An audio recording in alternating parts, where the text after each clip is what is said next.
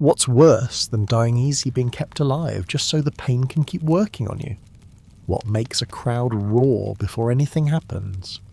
Maybe it's the smell of hot iron drifting over the square, the sound of boots scraping across wood, or the glimpse of a bucket you really don't want explained. Tonight we're not talking about justice, we're talking about theatre. Not the kind with curtains, but the kind with splinters under your nails, ropes cutting into wrists, and the sun burning the back of your neck while everyone watches. These punishments weren't just designed to hurt. They were engineered to humiliate, to scare, and sometimes to make the executioner look like the most creative man in town. Picture this: the taste of copper in your mouth, the crowd's breath rising and falling like a tide, and somewhere in the distance, a hammer striking metal in a rhythm you hope isn't for you. If your pulse just ticked up, you know what to do. Like, subscribe and tell me where and when you're watching. I want to know which corner of the world is leaning in to listen. Now dim the lights, let the room get quiet, maybe let a fan hum in the background. We're about to take a slow walk through the darkest parts of human imagination, and no, you probably won't sleep right away. Catherine Wheel. The Breaking Wheel. Europe. Early modern times, a windless morning. Imagine that you're standing in a stone-paved square Bavaria, just a few decades before this punishment is banned, there in 1813. Or Prussia, where it limps on until 1841. In front of you is the Catherine Wheel, also called the Breaking Wheel, a wooden wheel banded with iron, born not to roll, but to perform. Its name is knotted to the legend of St. Catherine of Alexandria. People say the wheel shattered at her touch, though the written name Catherine doesn't show up until the 9th century, while the tale places her in the 4th. Legend is luminous. The mechanism is very real. It's for thieves, for murderers, for the severe cases, the moments when authority wants the warning to sound loud and look painful, the number of blows, the number of drops pre-decided by the offence. Mercy. Sometimes an early surgical end, most days it's just the next step of fear. Now imagine that someone says bring out the wheel. You're on your back on rough stone wrist ropes biting. Sand grip pricks your spine like a field of needles. The air smells of half-burned pine pitch, hot sweat and iron, an aftertaste like a penny dissolving on your tongue. Boots drag across planks, creak creak the overture nobody asked for. The crowd murmurs, sunflower seeds snap under teeth. A child rises onto tiptoe. Someone coughs in the smoke. The wheel before you is as big as a carriage wheel, its iron band a 2-temperature thing, ice cold where it caught the morning shade, furnace warm where it just tasted fire. A few iron nubs jut out, catching light like unblinking eyes. They have 2 ways. Method 1 drop. Hoist the wheel, let a heavy circle of wood and iron slam into ribs, arms, legs.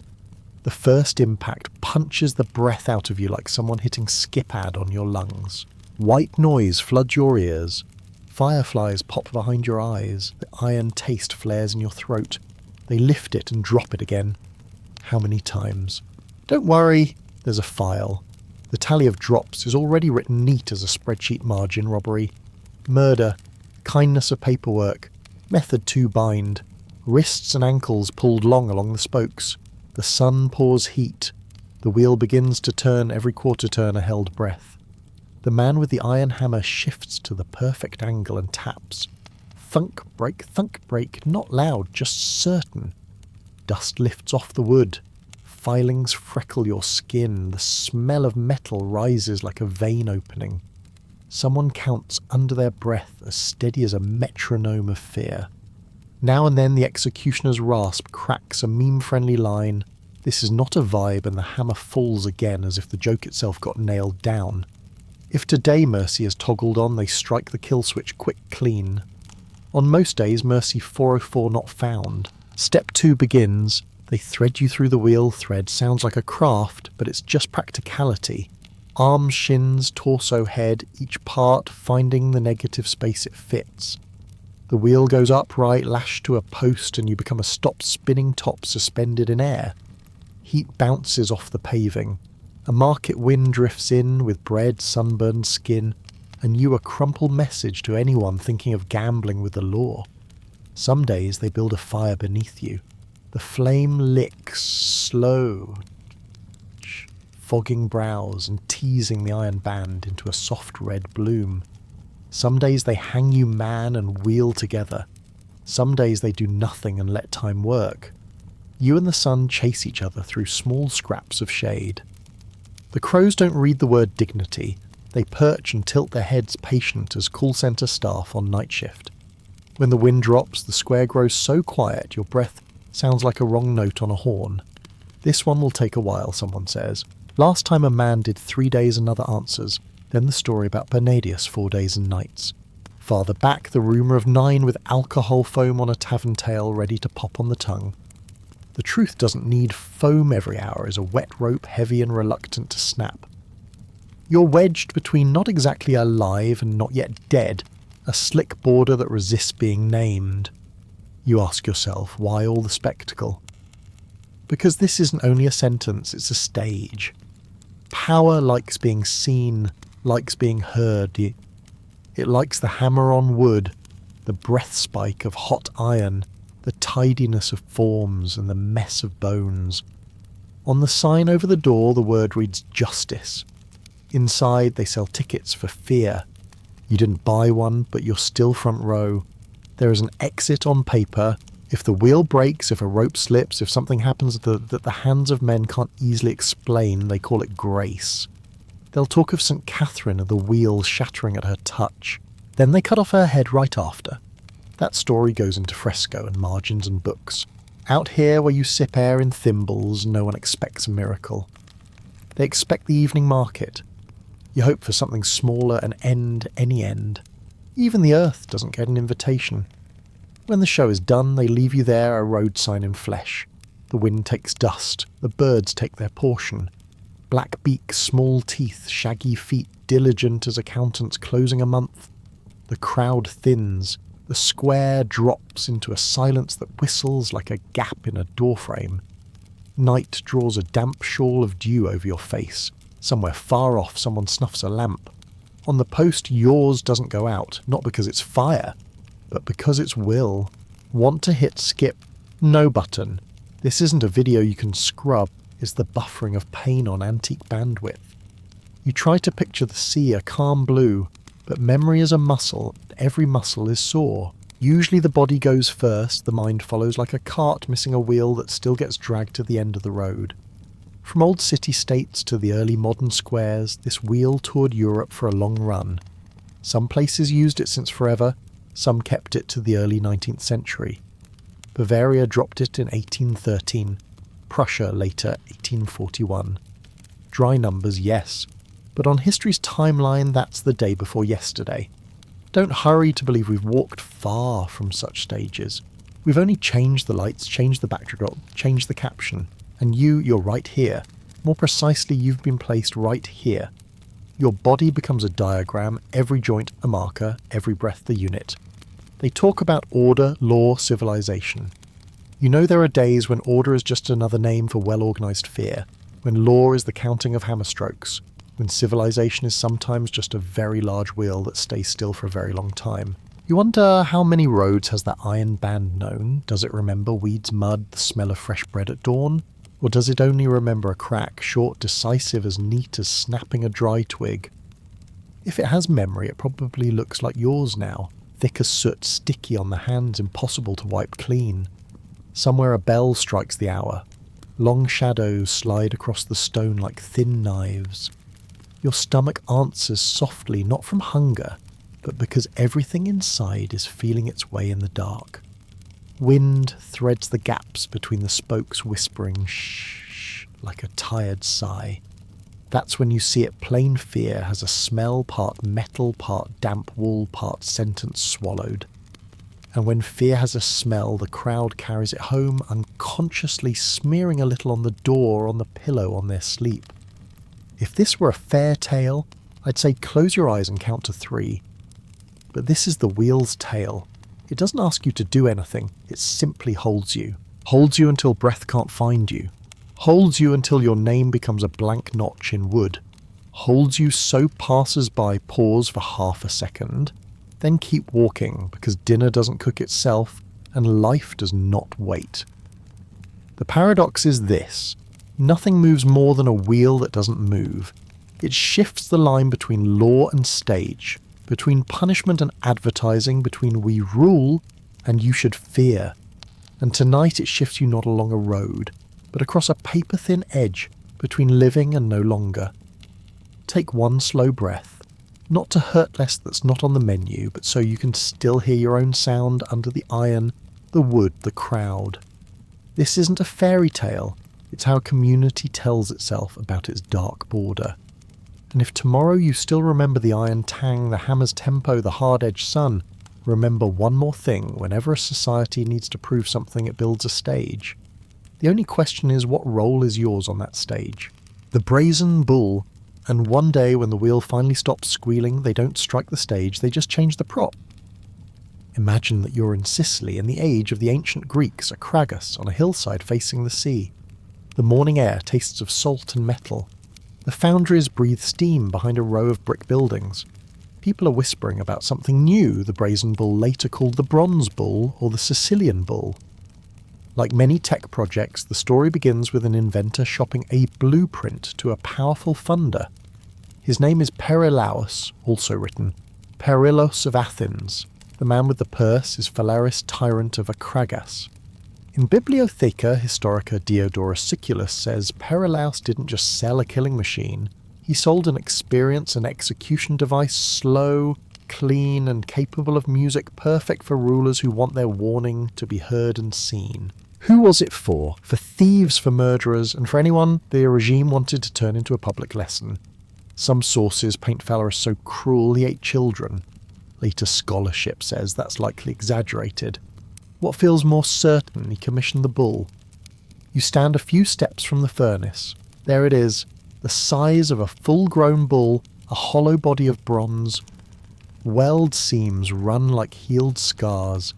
In its belly a tight door with heavy hinges and polished bolts. The nostrils are pierced not to breathe but to vent smoke. Inside you notice a network of acoustic tubes curled along the animal's throat. Not plumbing, piping for sound. A human voice goes in and comes out as a bull's bellow. A smith climbs the bull's back and taps a small hammer on the shell ting, ting, a hard glassy ring. Another tucks incense into the nose and smiles smoke for the right. Everyone knows what roasting human flesh smells like. The incense is there to distract the nose to keep the performance proper.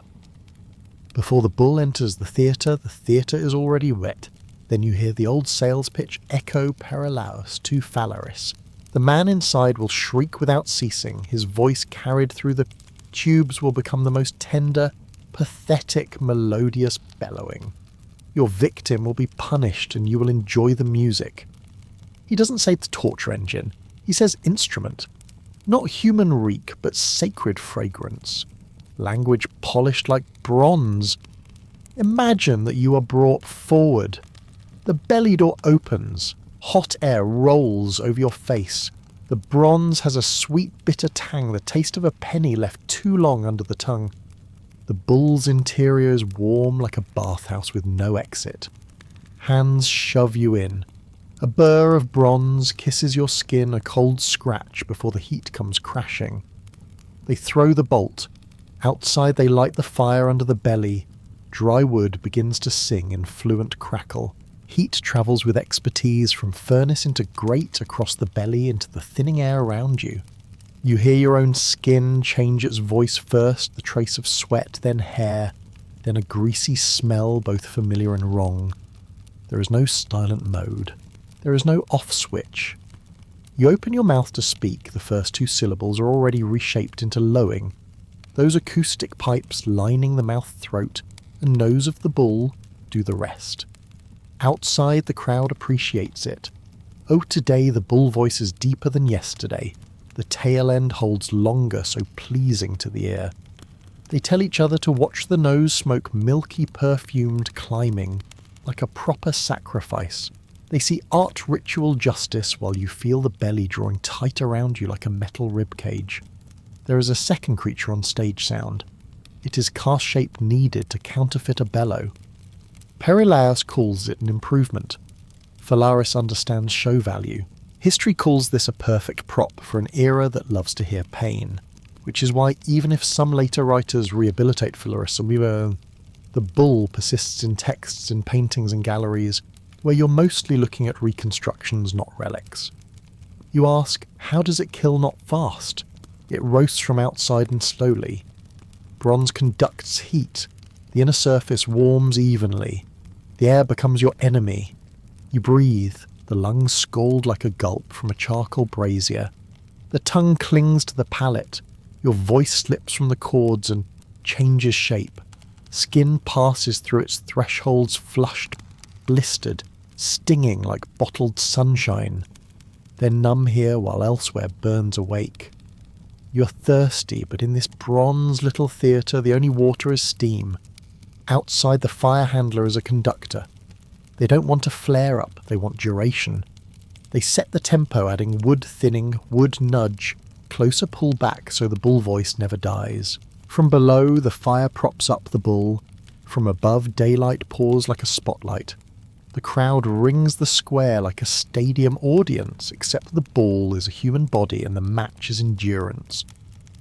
High on a post at the edge of the square hangs the prize bone pieces gathered, washed, polished, strung into bracelets. Some tales say people wore those bone bracelets as charms of power. The show doesn't end when the lights go down, it follows people home. The bull's story doesn't stop in Sicily. Rome hears of it. Their squares already savour judicial spectacle. Before Constantine's 4th century conversion, early Christians often became material for punitive feasts. Tradition mentions St. Eustace, soldier turned believer, finely roasted in the bull, and St. Antipas of Pergamum dragged to Artemis's temple and shoved into a glowing bronze bull to cast out demons with human smoke. A 19th century text even claims Eustace and his family lived 3 days in fire praising God, when they opened the bull bodies and garments were unscathed. Beautiful as stained glass. Still, sober historians note the thin evidence for such oven miracles. What's firmer manuscripts about the bull survive, and the legend lingers like smoke. Back to Perilaus and Phalaris. One version says Phalaris told the inventor to climb in to test the sound. The fire caught quicker than the invitation. The inventor died inside his invention. Another kinder version, they pulled him out, then pushed him off a cliff. Some writers have Phalaris say before punishing Perilaus, "Your words revolted me. I loathe such ingenious cruelty, so I punish the craftsman in his own fashion." The stage flips, caste and prop swap, not for virtue, but because the logic of the show demands someone pay. Final irony. After Phalaris fell, they say he too was fed to the bull. Both order and sponsor ended up victims of the design that they bought. Today you might see a bronze bull in a museum. Don't rush to lay a hand on it and say the real thing. Most are models, images of an idea, but the idea has backbone, the tech of casting, the tech of sound, the tech of language. The cruelty here is not only heat, it's the power to turn a human voice into an animal, to turn corpse reek into incense, to turn killing into ritual. You ask, why do all that? Because seeing and hearing are the easiest reins to yank. Once a crowd hears a bellow, smells perfume and sees polished bronze, they believe the world has order. Crime gets swallowed by a metal belly, and we stand outside and clap. Imagine that now they call your name. You step onto the wooden platform. Salt freckles the stones from the sea breeze. The bronze throws green-gold light from the midday sky into your face. The door cinches behind you, a dull thud like a rock dropped down a well. Outside, the executioner adjusts the wood like someone turning volume, not dramatic, professional. Heat climbs evenly, the air thins, the smell thickens. You try to sip a breath, air goes in, but on the way out it feels like hitting a wall. You want to say something goodbye, mercy, curse, but your phone, your body is already running a voice filter, the app called a brazen bull. It renders every line into a perfectly mastered bellow. You feel tears evaporate faster than they can fall. You hear your heart hammer a rhythm on the bronze. You smell incense cut through skin scent. On the bull's flank, the artisan has chased a scroll of clouds. Someone points and says beautiful. You smile in your mind, a smile that melts like wax. At one corner of the square, a mother pulls a child close and whispers, "Be good." At another, an official logs the day-hour offence and end. Here, end isn't a single chop, it's a long curve that travels from music to silence. When the door finally opens, smoke slips out like thread, thin and scented. Inside are bones and ash material for collectors to make bracelets, material for churches to write passions, material for historians to argue about credibility. Your share is a blank slot on the execution board. The bull's share is one more performance. The crowd's share is a sleep that smells of incense. The stage is struck by sweeping ash into a pit, splashing water, stacking wood in the corner. Tomorrow morning the bull still lies there, bright as a mirror, waiting for another score. You might ask again, why a bull? Because a familiar shape keeps an audience calm, a lawn-eating gentle thing turned into a resonance box for human noise. Because bronze doesn't rot, because incense can fake holiness, because Fischer is the grammar everyone understands, because sound is the message everyone hears. So from Akragas to other cities, from Greek times to Roman, from manuscript to mock-up, the bull continues the journey of an idea fear can be designed. And you, after everything you've imagined, understand this: some orders run more on props than laws. The wheel breaks bones by impact, the bull roasts by tempo. Both are performed, both are applauded. When a society wants to prove something, it mounts lights and places a mic. If yesterday the stage rang with the mallet on bone, then today it rings with the bellow through bronze. The play is different, the message the same: scaphism. Imagine that the dust of Cunaxa still hangs like evening cook smoke. The clatter of armour has faded into the distance, but one name keeps being repeated, your name dragging after it, the rumour of a stray javelin that pierced an ambition. They don't hoist you up or take your head. They lead you to the canal bank where two wooden hulls have been stacked, their nail heads winking in the sun. The smells, pine pitch, hemp rope, warm mud from the water, are waiting to fit together into a thing the Greeks and Romans will later call scaphism.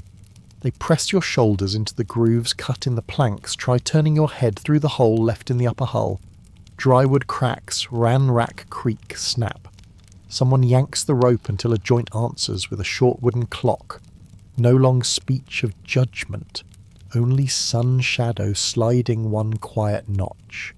Then the bowl of milk appears not to soothe, then honey not to heal. Things sweet meant for children are instantly given a different purpose to call in very small mouths. They force-feed milk until your belly tightens like a drum under an unfamiliar hand.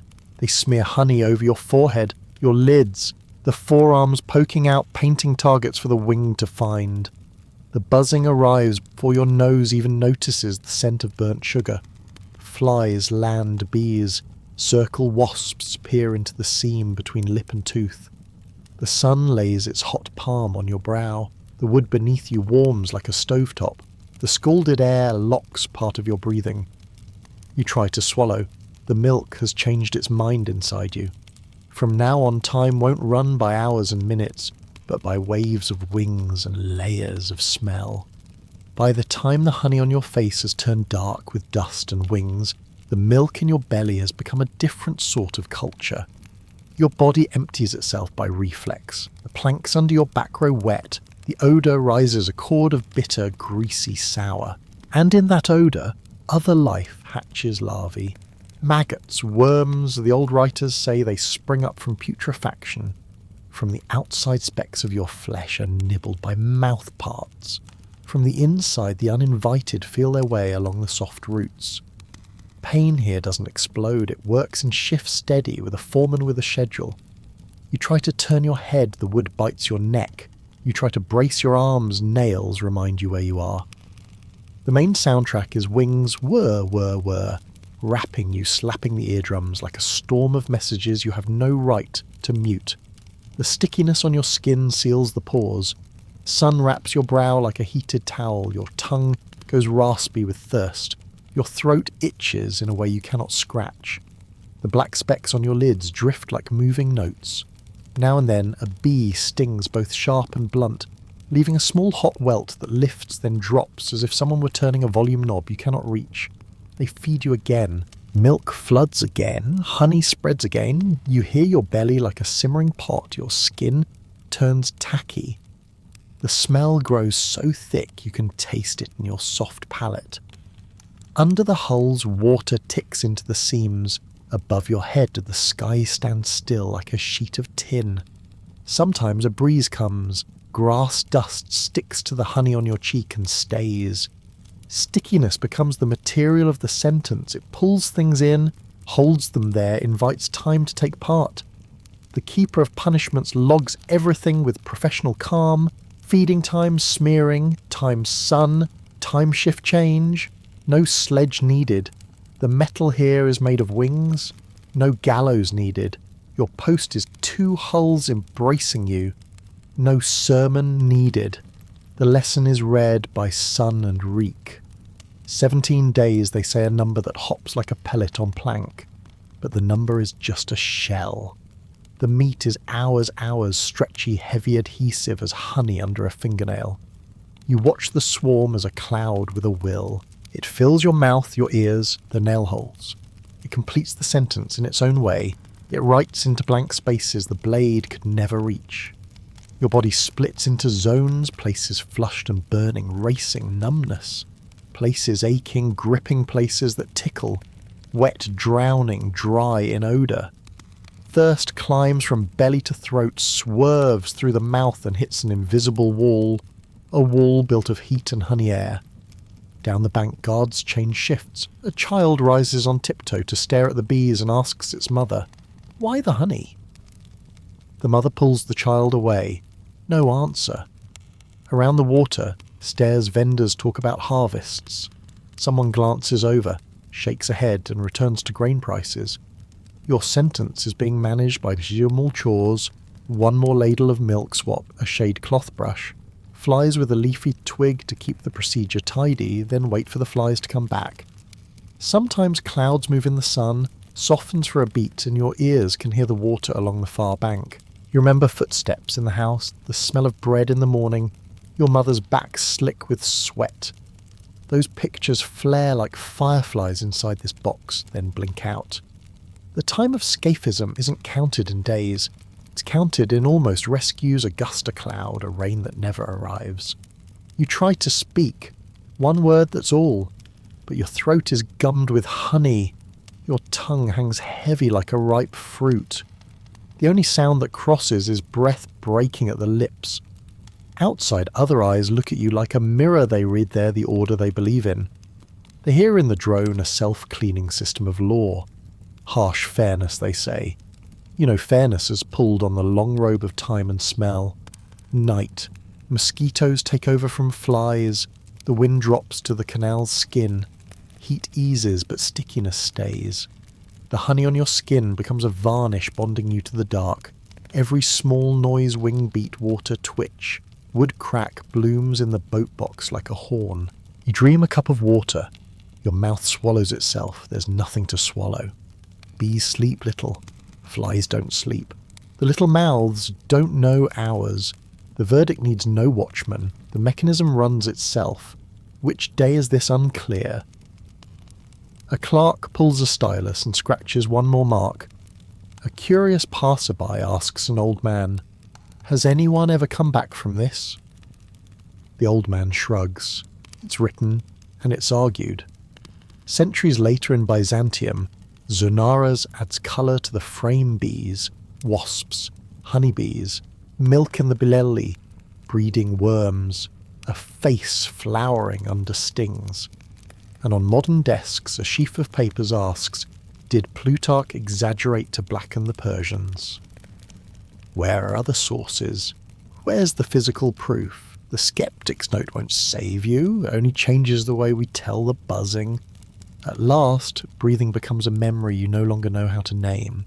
Eyes stop chasing black dots, ears stop counting circles of wings, the belly stops arguing with milk. What remains is sent to the part that leaves you slowly stringing out like sun-cured honey. When they lever the hull open, air pours in like a blade of cold water, then pulls back just as quick, leaving silence to settle. They split the hulls, brush away what still clings, push the scum off into the current, flush the canal to carry some of it away.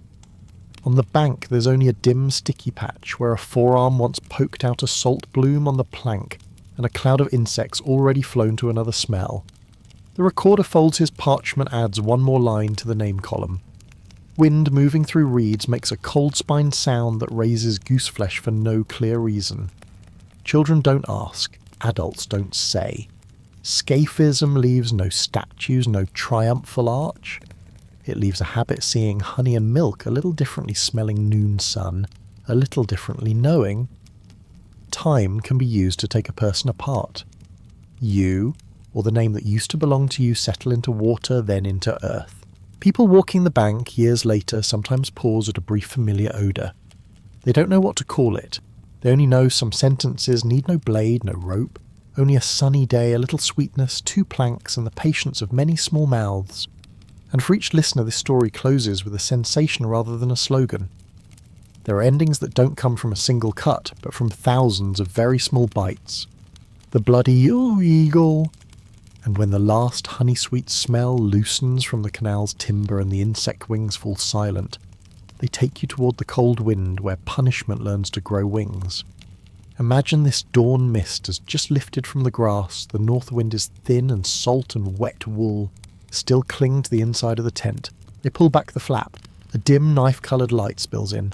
The penalty they whisper is almost poetic, the blood eagle. A Viking ritual execution, 9th century North Sea world remembered in later sagas and skaldic verse along Northumbria and the Orkneys. Mode no quick save. They roll you onto your stomach. Cold muddy blades of grass print your chest. Rawhide bites your wrists and ankles like locked shortcuts on a board you can no longer use. No proclamation, no sermon, only the dry click of metal and the fog of other men's breath. A shield leans against a stake, its face carved with a bird hard beak raised for wings. Someone says one short word like pressing start. Steel meets your spine. First cold, then the heat your own fear makes. The first cut runs clean down the midline, precise as opening a seam that's been waiting for a century. Cold air floods a place it never had permission to enter. Your back feels both weightless and pressed under a wet stone. The next cuts fan outward edges, changing angle to lay out the shape the stories promise. After each stroke, the blade wipes on the damp wool's soft rasp, like someone turning the page of a very thin history. At the ribs, the sound changes colour, wet to dry, soft to hard, crack, uneven, as if each bone has its own opinion. You can't see it, but you hear your frame being redrawn. Ligaments sigh, muscles tighten, and your heartbeat ticks. New coordinates on the map. Iron rises in your throat. Your mouth knows metal before the blood ever reaches your tongue. Patch notes, 9th century, no anaesthetic, no soundtrack, no one shouts. They work like boatmen in foul weather. One with the knife, one with wooden wedges, one pulling the shoulder girdle to make room. Wings don't grow, they are built. Each rib is levered open from the spine. The back becomes a scaffold of thin spars. The north wind threads the new openings cold where warmth used to live, like someone has taken the roof off in rain season. The blade switches hands. The next step is the one people prefer to tell in a low voice, touching the lungs from behind. You always thought lungs were silent bags. They are full of sound-wet glide, the hush of breath skimming a slick surface. As the steel finds the way, those sounds split into shards. Words stop being useful. You think in beats, knife beat, rib beat, wind beat. The moment the eagle appears isn't magic, it's procedure. They draw the lungs out and lay them across the sprung ribs, an illusion of wings that tremble to the wind you're losing. Not white, not holy, just dark and wet, pulsing as long as your body can still gather a rhythm. Someone sprinkles salt along the cut edge, a folk disinfectant that doubles as a flavour note for pain. Hard mode unlocked. You want to shout, but your lungs are outside the shout. Breath takes a detour unsteady as a ferry missing its pier. Your voice descends to a narrow, even drone, an ambient track no one asked to hear. The smell's not linen, wet from mist. Oily wool, salt, pitch, and pull up a memory you didn't order midwinter in a timber room.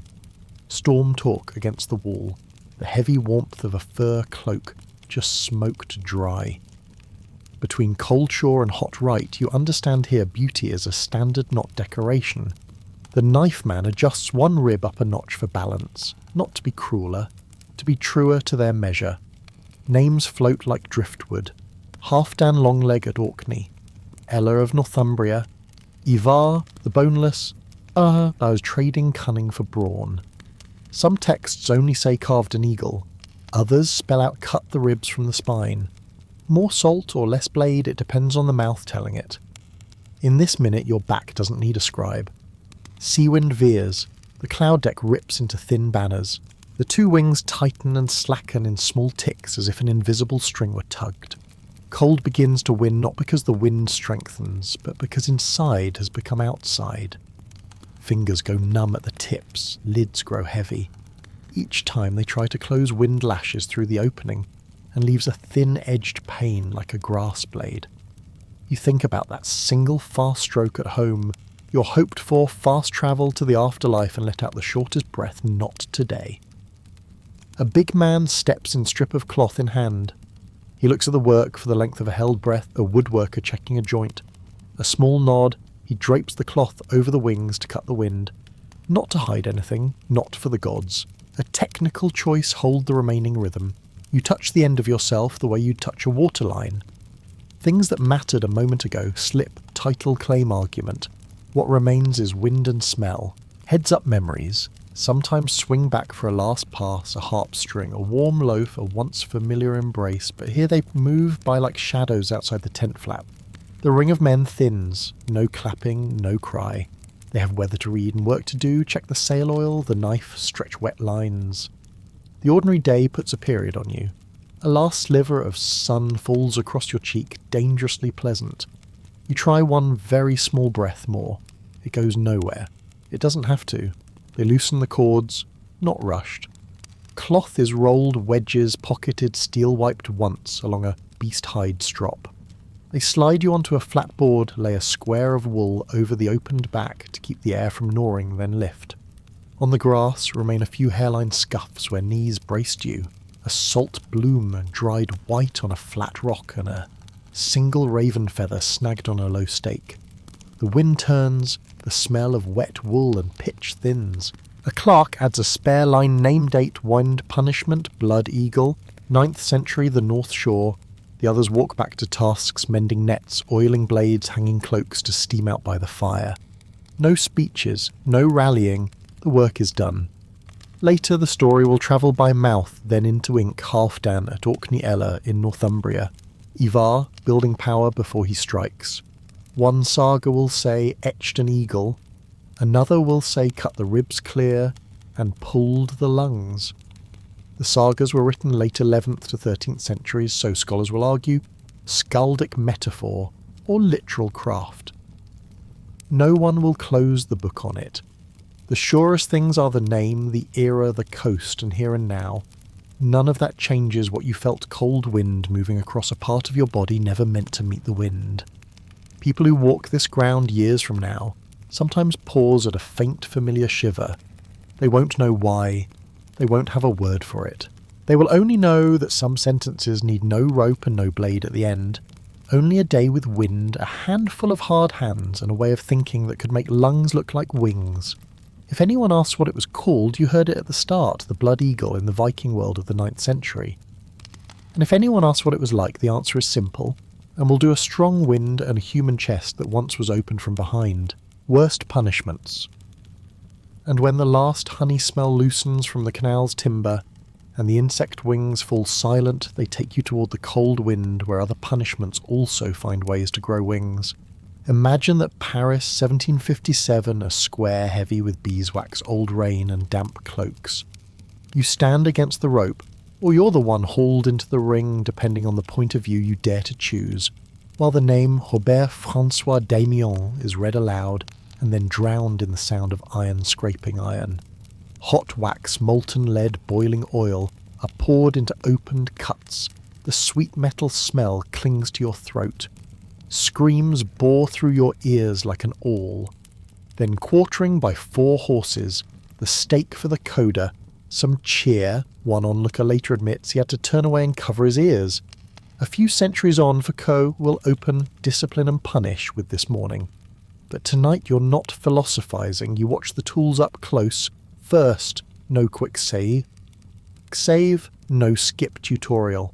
From the smoke-damp square, you're led down into an oil-dry cellar, where a wooden frame shaped like a rectangle waits like a kind of engineered bed. The rack looks so simple, it's infuriating pulleys, hemp ropes, a turning bar. Ankles and wrists are tied to 4 corners. The handler sets a palm to the crank, twists a small angle ken-ket, that's it. Your body begins to lengthen. In small noises. Tendons hiss, joints inch, skin tightens like vellum. One more notch click, then another click. The power here is time playing the screw, slow, steady, emotionless. You learn what tearing is before you hear it that moment. Your own muscles stop considering you the owner. Patch notes. Muting is useless. Bone has its own channel. But if the offence isn't just an offence, it's rebellion hands on the state, then hanging opening quartering will queue up for one afternoon long enough for the crowd to finish eating and still not go home. You're hanged till blackout and silence. They lower you the instant the heart rings back like a warped bell, disembowel you while heat still lives there. Cut away the part of the body the law wants erased. Then chop you into 4 so that geography punishes in place of history. One piece hangs at the gate, one goes to the bridge, one returns to the market, one goes where foot traffic is heavy. There's no one tap to heaven here. There's multi-kill by procedure. In some places they put faith in the geometry of pain. They hoist you on a rope frame below you, a small pyramid wood or a metal, with a point as sharp as a short answer. You're lowered as slowly as the minute hand. Each inch down is a stab that needs no knife. Sometimes they hang weights so your body can't bluff. Sometimes they oil it not to heal, but to make the hurt run smooth. The soldier on the rope doesn't grit his teeth. He simply counts evenly. In some stories it belongs to the Inquisition, in others it doesn't. The person riding it doesn't debate, they live inside a triangle. On other days the menu reads one word, boiling. A big pot glitters, steam bubbles, build a voice, tack, tack, tack. Water oil or tar thick as a black cloud. You're tied to an iron frame and pulled back and forth as if someone were testing for doneness. The smell of skin meeting boiling liquid isn't the kitchen. It has a bitter with salt and the drone of clenched teeth turned low. The overseer sometimes dips a ladle, observing like a head chef, and you hate yourself for thinking a head chef right now. Hard mode permaburn. When the wheel appears, you want to laugh because you think you know it until iron cudgel falls, the rim turns, and bones slowly become ribs of a broken sun. Sometimes they light a fire under, sometimes they raise you on a post. What is frightening isn't the library later. It's the simplicity, straight wood round iron a blow, placed right, and the crowd's patience. Some get a mercy blow, early mercy, 404, not found for most of the rest. Time is the second executioner. Sometimes the smaller a device, the heavier it lands, a head brace. A steel cap pressing crown to jaw, a screw as big as a no-way. The operator turns very politely. Your jaw goes rop, the orbits bulge like domes. Hearing grows thin as fluid ramps and your nose smells hot metal from friction. No big scream, just the screw's steady tick like a clock that never strikes good hours. There are places that believe to erase a person you must strip them by layers. They warm the surface so skin listens. A thin knife and a small hook work with the bookbinder neatness. One sheet peeled from another, margins straight, even, clean. Wax, salve, blood, antiseptic, 4 smells stack into one unmistakable thick note. You learn why in legends many master fighters fear small blades more than great swords. The small has time on its side. Far east of here, there's a name that contains its content Ling Chi death by 1,000 cuts. The knife is smaller than a palm, flexible, cold. The hand doing it is skilled enough not to drop the tempo. 1,000 here isn't statistics. It's the feeling of becoming a map being lifted piece by piece according to some memorised order. Some tell the tale long. Some admit that 1,000 might close with one chop swift tidy when the stage needs to strike. Either way, you still count 1, 2, 3 until counting itself stops being a skill you possess. Sometimes the saw directs. Your hung upside-down legs spread to a V. A great saw finds the softest place in politeness, then pulls swish, swish, steady and stubborn. Upside down keeps blood in the head. Cruel hack that keeps you conscious too long. Some saw lengthwise, some crosswise. Sometimes 2 men, sometimes 3. There are Chinese versions, European and many elsewhere. What doesn't change is the sound of metal-eating wood, the smell of rust, salty sweat, and the dumbest thought wish this were just ASMR or woodshop ambience. It isn't. Then rats the QA testers of survival. You lie on your back belly bare. A metal pot comes down and inside it hunger has feet. Heat warms the base till instinct goes downward. If there's a path, they find it. If not, someone opens a slit first. The scratching starts fast, then gets draggy because people aren't timber. One book says they go through, another says no. You don't have time to open both. You only know your abdomen sounds like a file cabinet being rifled shift, shift, and the smell of humiliation has a shape. Among so many design things, an old punishment like boiling gets royal variants on. Some days the only widgets that change are temperature and solvent. A day for water, a day for oil, a day for tar. In some places they draw you in and out so pain never misses a shift. You discover smell hates you most, it remembers better than eyes or ears. After tonight, the odour of burnt resin alone is enough to make your stomach fold. Trigger warning, your nose has long-term memory. You thought the wheel had said its piece, but no, there are times the wheel doesn't roll, it waits. Posts are set, cudgels drop around your faces that know how to wait. Pain here isn't rushed. His job is to occupy your body, your mind, your time. Someone lights under you to lift the smell so spectators can bear it. Someone raises you higher so wind gets a share. You learn a completely useless skill counting clouds. If small but mighty at a portrait, it is the screw of the head crusher. You're locked between chin rest and crown plate. The other fellow turns, each notch is a feedback inside your head. Lights dim glass, bulges, doors close in silence. This tool is strangely polite, it isn't messy. It is simply certain. To finish the palette, they often add flaying a disassembly by layers. The knife speaks quietly, the hook speaks plainly. You stop feeling harmed and begin to feel processed like a material. Worst of all is a good rhythm craftsmanship, so even it resembles handsome handwriting. You understand why the memory of pain is sometimes quiet like a craft. And if Ling Chi makes outsiders bristle at the word 1,000, the one inside only perceives one knife, one beat, one more time. Between the short slashes, sometimes the whisper of the crowd is louder than your breath. Amid the little cuts, sometimes one big chop ends the chapter as quickly as a light goes out. Whether it survives in text or off screen, what you remember is the smell of ointment mixed with iron. Sawing closes like an old classic swish, swish, swish, steady as a metronome. You're upside down so blood can do its part in the programme. The gallows wood is worn, nails loose, ropes creak, salty sweat runs into your eyes. Your name suddenly feels short like a tag scorched into the post. And rats return like a dark joke you don't want to hear twice. The fire warms the pot. Their reflex is down. The only question is, how long before you can hear a tiny city start road building in your belly? On one page they say, burrow through. On another they say no. You just want it to stop. You might say, 20 years in solitary is worse than any of this. Long play versus one shot, maybe. But tonight you're only in the company of devices frame pot wheel, screw, knife saw pan and their smells.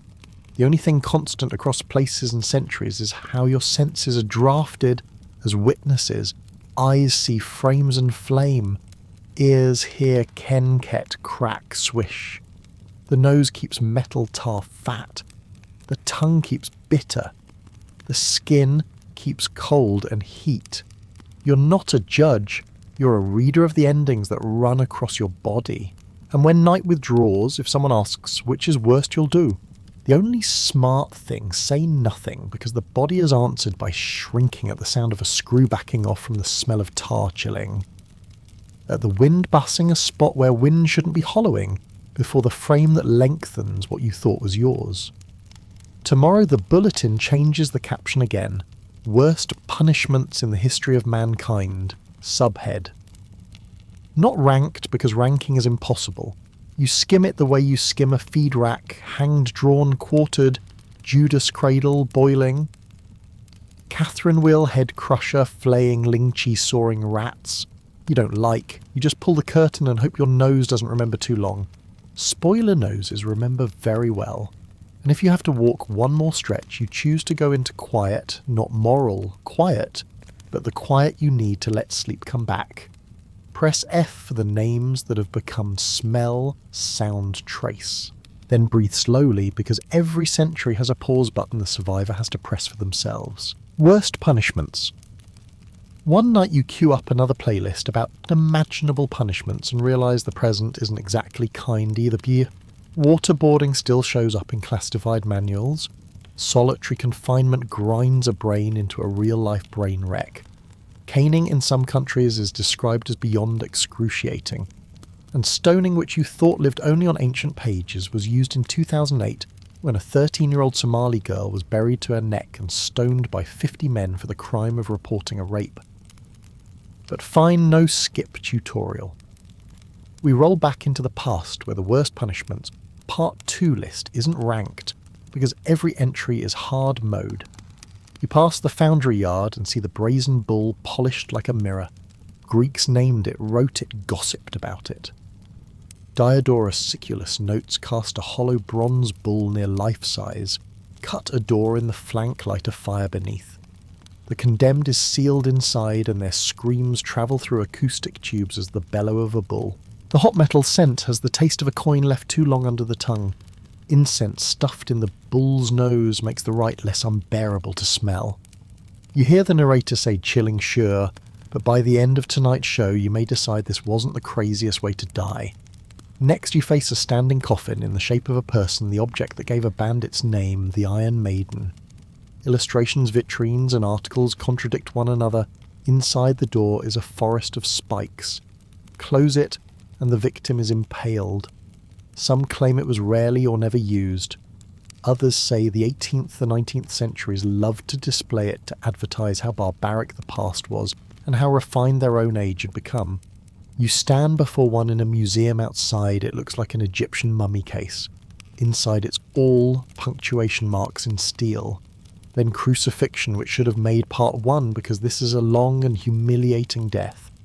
Beam or cross, tied or nailed naked to wind and eyes. The best version might be nailed to a tree. Worse is impalement on an upright spike. Cicero called it the most cruel and disgusting punishment, crudelissimum taeterimum quae supplicium. If shock or sepsis or thirst doesn't take you, animals will help. You assumed it was only Roman Japan in the 16th century Burma in the 19th did it. In parts of the Middle East it's still legal. Patch notes for humanity, slow updates. You're invited to ride a Spanish donkey.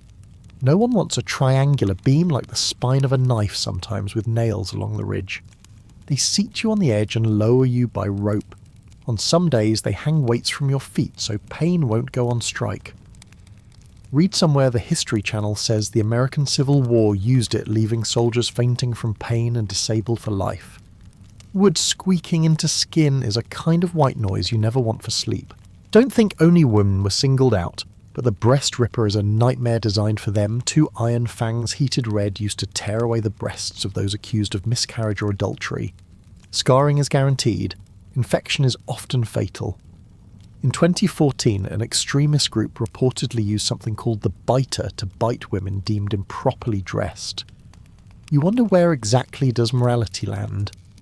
Unfortunately, the answer usually sits in the hand that holds the iron. And men meet the crocodile shears, toothed iron tubes, heated red clamped to a man's manhood and yanked like a crocodile's jaw. After that, there's fingers toes rolled into the sentence for regicide boss level.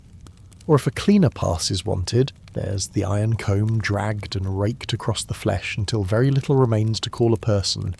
The smell of burnt flesh and hot iron here is the hardest to forget, spoiler noses remember very well. There's a Chinese torture chair. Any horror director would envy a wooden frame with steel blades hidden in armrests, back seat footrest. You sit and instantly change time zones. The European cousin is the iron chair, 500 and 1500 spikes, sometimes there's hot coals underneath to enhance experience. A historian notes the spikes don't pierce vital organs and blood is retained. Until release. You don't want to know release. Water torture sounds spa gentle. No. Chinese water torture drips onto one spot on the forehead long enough and you break. On Mythbusters, the subject lasted under 2 hours before calling it citing claustrophobia, muscle spasms, panic. The drop isn't strong, the spot isn't big, but rhythm repeats like a clock hung close to the brain. Imagine days and admit you've had enough. There's a slatted coffin hung from a tree coffin torture, a wooden cage with holes crammed, so you're locked in a painful posture suspended while the day passes. Passers-by throw things, poke with sticks. Birds arrive later and remove what remains. The lucky ones are lowered alive, which means a lifetime with a posture chosen by a nightmare. I think we've reached peak insane. Scaphism returns as final boss milk and honey. The nurturing duo recruited to summon very small mouths, smeared into eyes, nostrils, mouth, ears, and private places, force-fed until your belly drums tight. Lashed between two boats, stagnant water beneath wings of insects arrive like an invitation. Larvae and maggots rise from rot. You're eaten from outside in and inside out. One Byzantine account says 17 days, others tell more. You don't need to litigate whether Plutarch exaggerated. You're done with the picture of a sunny day and simple sweets turn sentence. At the edge of the list, a few modern items change packaging rather than function. Waterboarding is simulated drowning for the brain. Solitary is muting society until the voice inside fractures. Caning today comes with protocols and target zones. Stoning keeps the old habit of the crowd adding one more line to throw lighter. UI UX shifts, the logic doesn't. You're walked through each room, no title cards, no plaques, led only by smell and sound. At the bullhop bronze mixed with incense. At the maiden oil-soaked wood and rust. At crucifixion salt and sun. Thirst is a scent with no name. At the Spanish donkey sharp wood and oil that refuses to lubricate. At the ripper small fire and red iron. At the crocodile shears skin recoiling harsh smoke. At the chair cold metal quiet spikes warm coals. At the water drip no smell but sound that books a room in memory. At the hanging cage dry leaves sour sweat wings. At scaphism sweet turning bitter sticky turning filth. Each place is a metronome striking your nervous system at its own frequency. Ask for the common thread, the crowd. Some clap, some turn away. Between them sits the apparatus demanding everyone's time. Some places like the thud of a drop, some like the turn of a screw, some listen for the drip. The executioner is usually quiet, not kind, just competent. IRL tip: the scariest thing is good craftsmanship. You barely breathe before the roll call of bullet points every video cites, but just with a different caption. Some writers say Iron Maiden was mostly an 18th and 19th century prop to PR new civility. Some say the Spanish donkey shows up in the American Civil War, as History Channel relates. Crucifixion walks through Japan, Burma and certain modern codes. Crocodile shears are for touching the throne. The chair in Europe has 500 to 1500 spikes, plus coals. The water drip made Mythbusters quit under 2 hours. The hanging cage lasts day after day. Scaphism gets Byzantine colour added. You don't need footnotes, you need to pass slowly enough for your nose to capture each glyph. And if you must close not with philosophy, just with one plain line, it's this. Everything on this list takes something cheap and at hand and turns it into a sentence. Wood rope, nails, screws, water, salt, honey, milk, coals, the crowd. When there is little, people use it long. When there is much, they diversify. As for you reading and feeling your wrists itch at phantom rope, just press a pause button, let sleep sneak back. Press F for the names that became smell, sound trace, then kill the screen. The nose will remember, the ear will lean, but at least tonight you've exited the playlist. If tomorrow someone asks, which is the worst? You smile, no ranking. The algorithm can't save you here. You only say pine resin, tar iron, spoiled sweetness, whichever arrives first wins. And that's enough to leave the room without carrying a single device with you. Except the lesson you just got, never click play at midnight on a list with the word worst. Roman candle. And when the last drop of water stops tapping your forehead, when the smell of pine pitch and tar finally withdraws from your throat, they whisper that the night isn't over. There's one more act. The guide lifts a wren-wet curtain and reveals a gentle slope up the hill. Imagine that at the top lie the imperial gardens lit like a festival. A kithara murmurs from somewhere, and tonight the Romans call all this a party.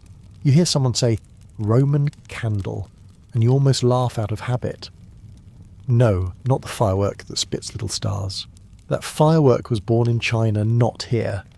The Roman candle tonight is fire and it is entertainment, but the prop is human.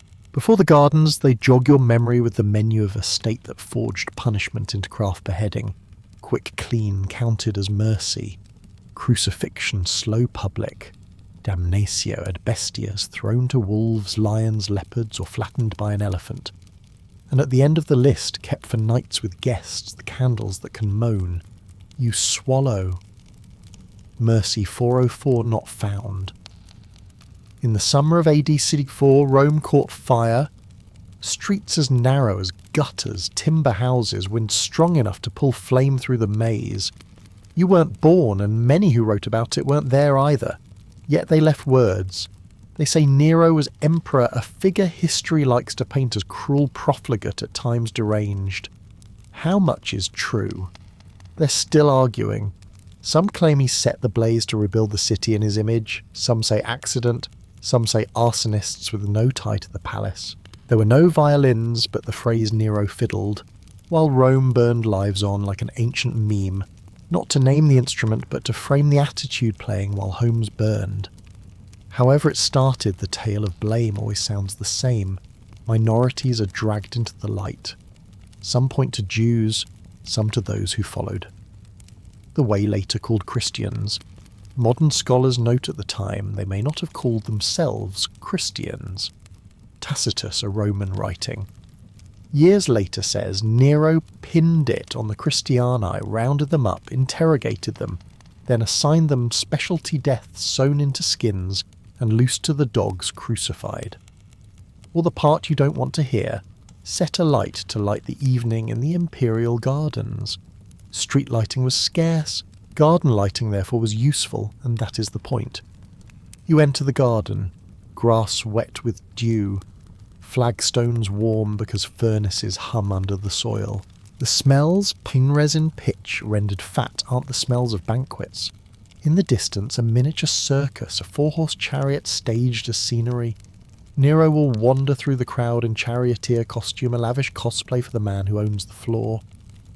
The kithara is a breath on the air, its strings licking the night. On the lawn stand stakes, ropes, tubs of fragrant fat from the kitchen. It's called fragrant. Here you won't. Someone whispers light show.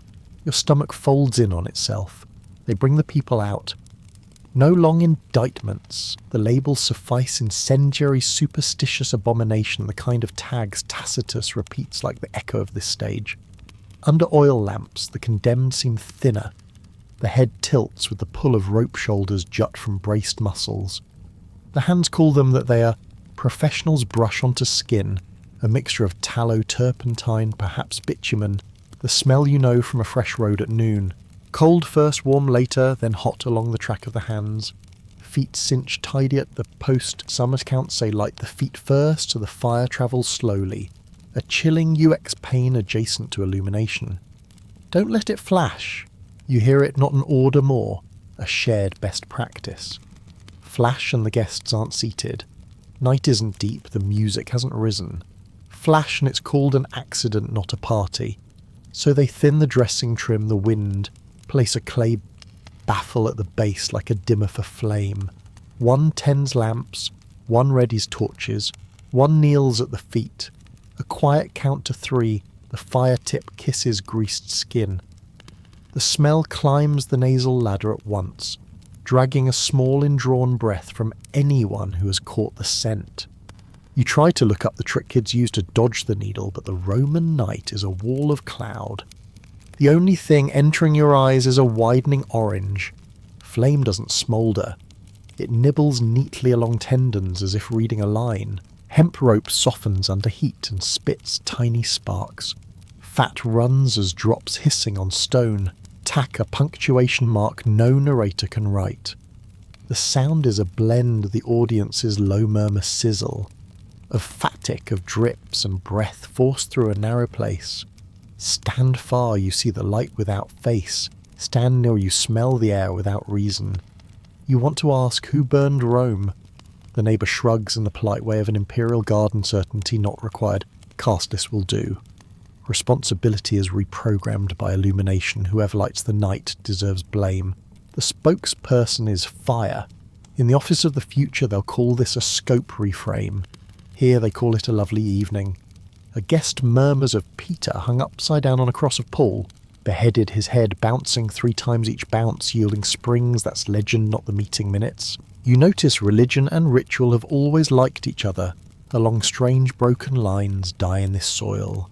Live a story in another. Tonight the lamps aren't reading theology. They're reading technique. The host strolls through the lawn, his charioteer cloak brushing knees, his belt studded. Someone claps the way you do for a race winner. Nero smiles not too widely. Sometimes pain is so great the sound must be small. You catch the eyes of someone burning if catch still applies, when pupils have turned to glass with heat. That instant won't live long in historiography. It will live long in the nostrils of anyone who went home tonight. Tacitus will later write torn by dogs after being disguised as wild beasts, crucified, at the close of day set on fire to light the night.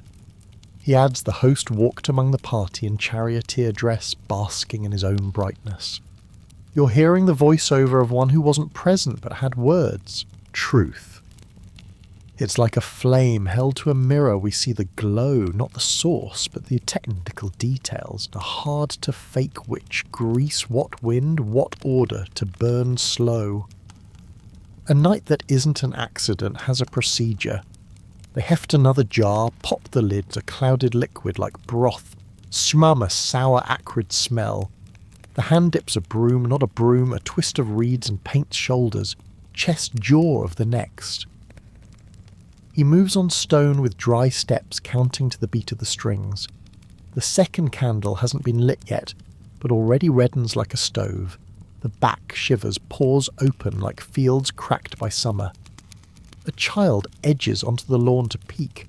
Its mother tugs a sleeve and doesn't explain. Your mind starts comparing by itself, beheading one tap. Crucifixion buffering, burning streaming. The night needs no white spaces, it needs more posts.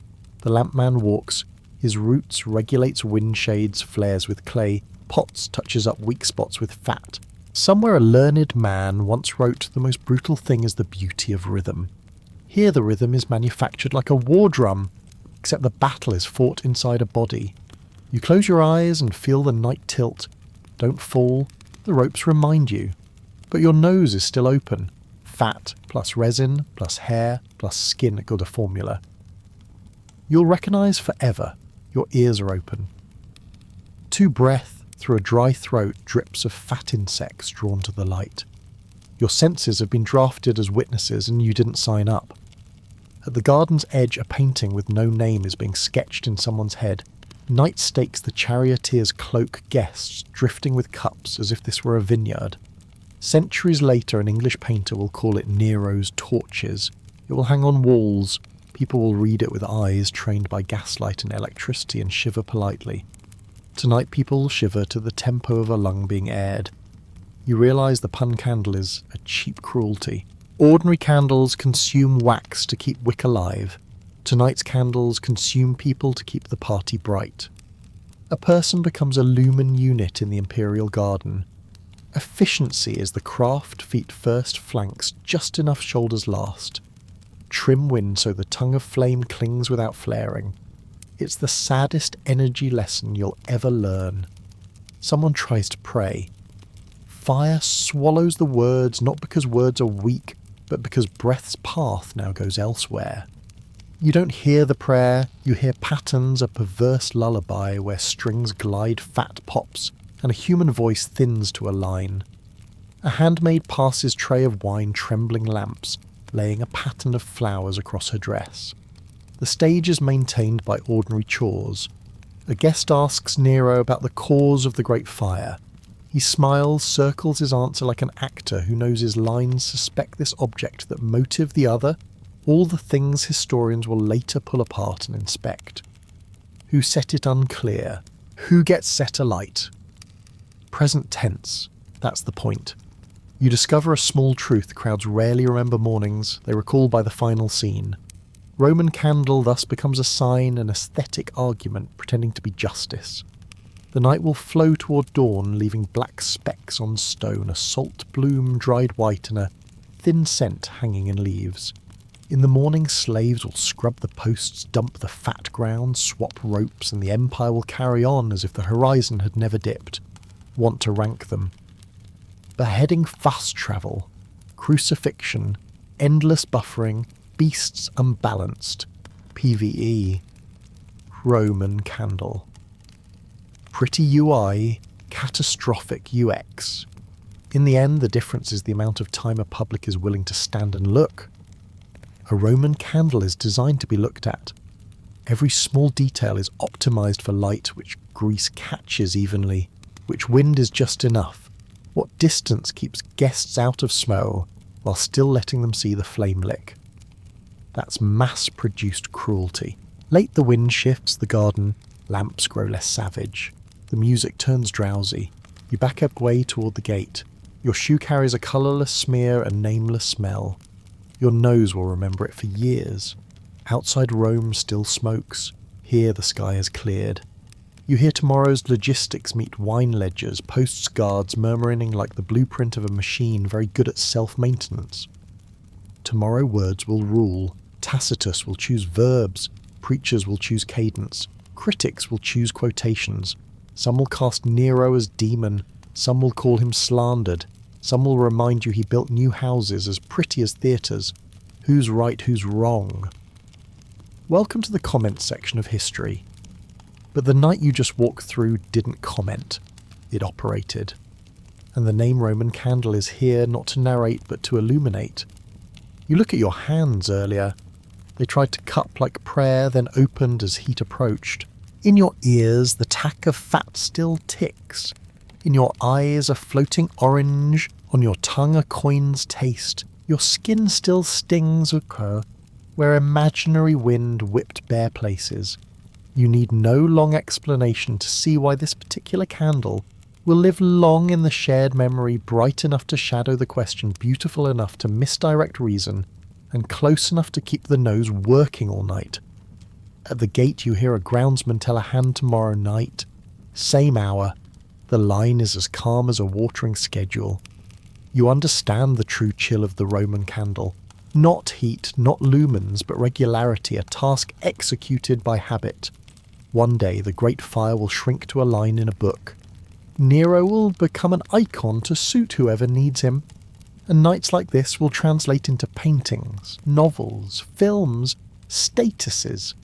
But the smell that smell will outlast the arguments, and that is why we don't rank it. The Roman candle doesn't need a place. It keeps its place between the light a party requires and the dark a story needs to be told forever. You slip into a lane where the air is cooler. The walls still warm from the furnace beyond. In a high window, someone plucks the cithara again, slowly ragged as if rain were turning back. You walk faster, close your cloak, steady your breathing.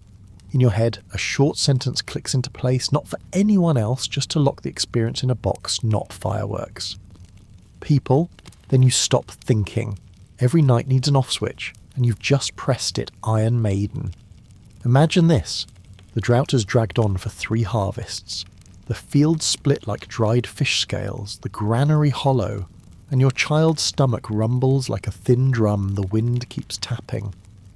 Then taxes rise because somewhere lords are at war and the blood spilled there they demand you pay in grain. You've had enough. We need to talk, you whisper in the churchyard. A few nod, a few look away, no Twitter, no petition.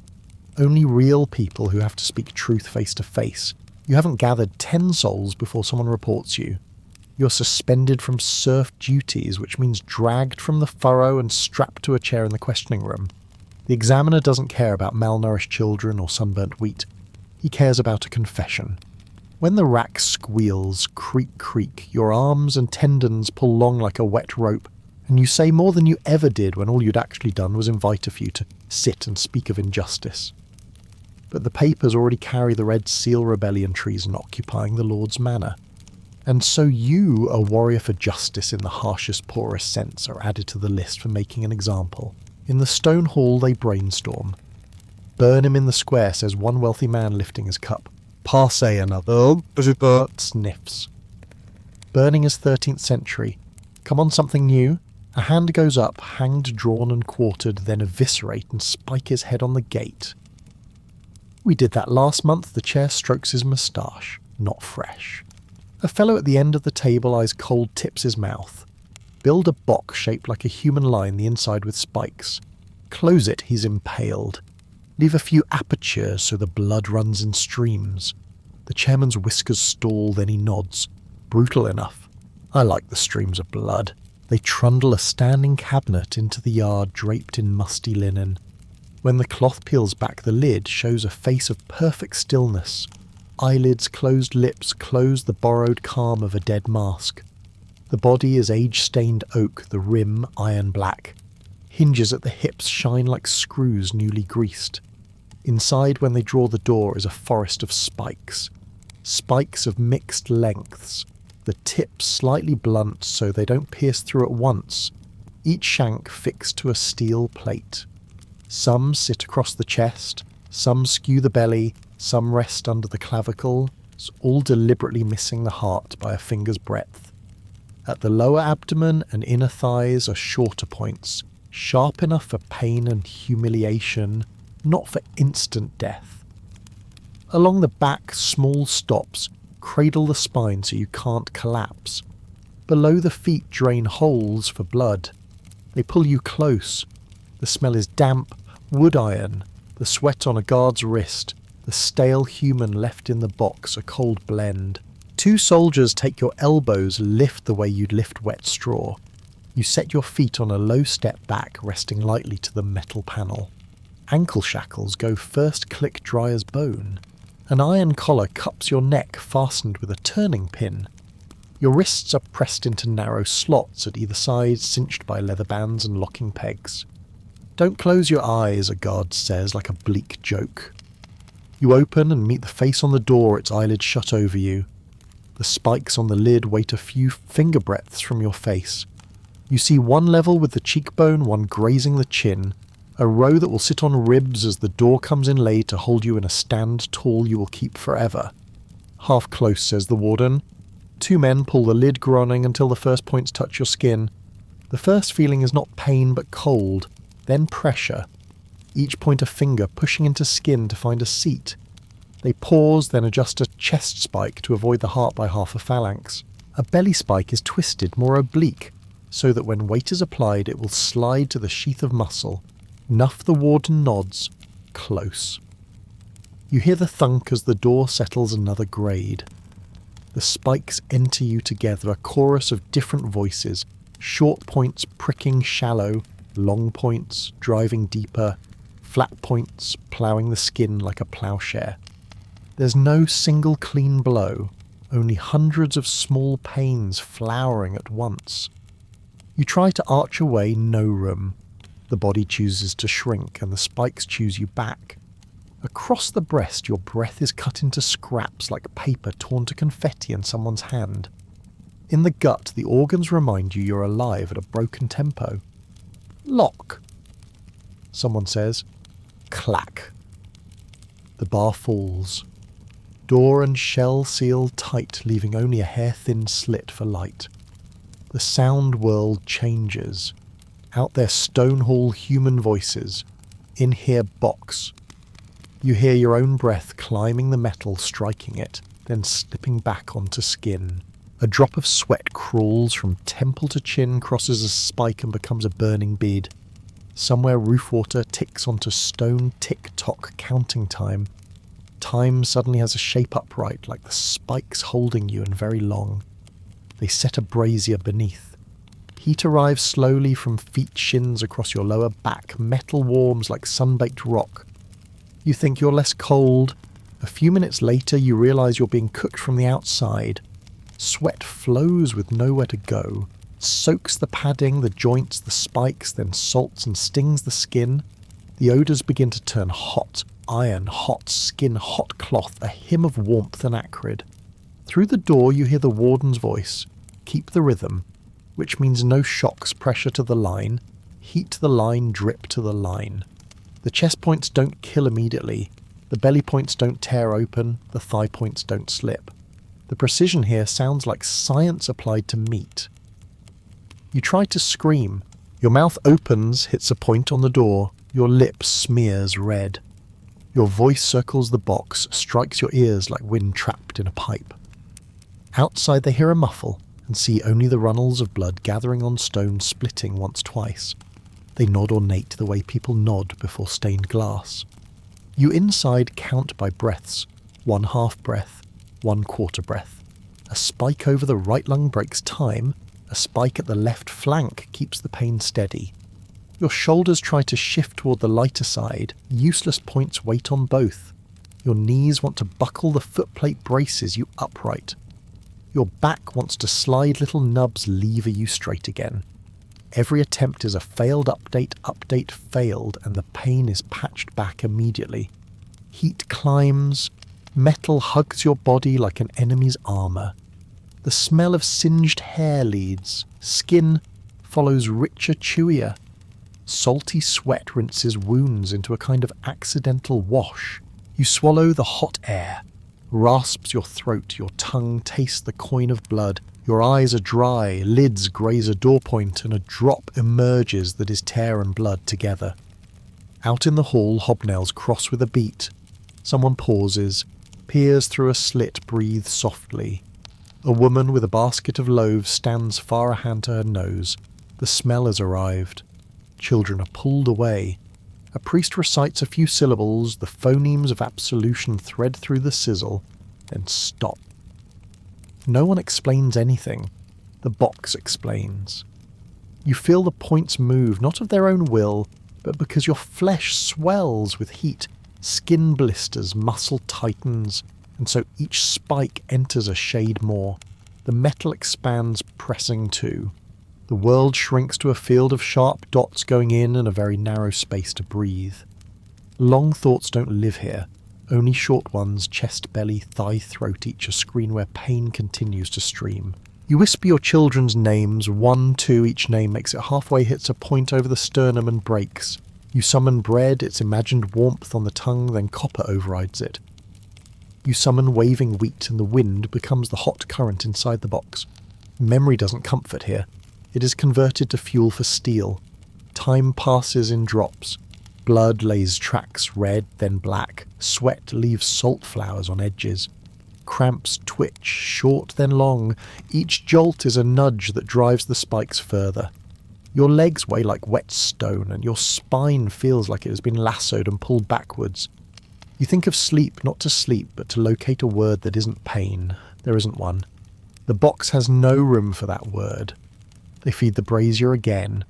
The wheeze of air through the flue under your footing mimics breath in a reverse chest. A point at the side taps a nerve and white light pops behind your eyes. You want to crumple the platform, keeps you standing. You want to bellow, the door eats the voice. You want to cry, the tear passes over a point and plants one more burn. Every door has a spike. There's a moment you hear your heart knock the metal 1-2 then off. The box answers with a small hum, honest, not kind. You can feel your edges eroding.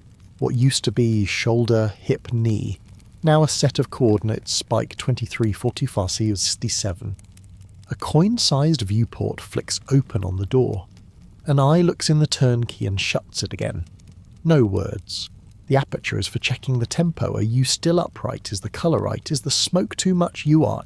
Pretty UX cruel. But the goal remains to keep cadence for a performance of sufficient length. You count until counting dissolves. The pain changes face no longer. Sharp, no longer biting. It becomes weight, a vault lowered evenly over points.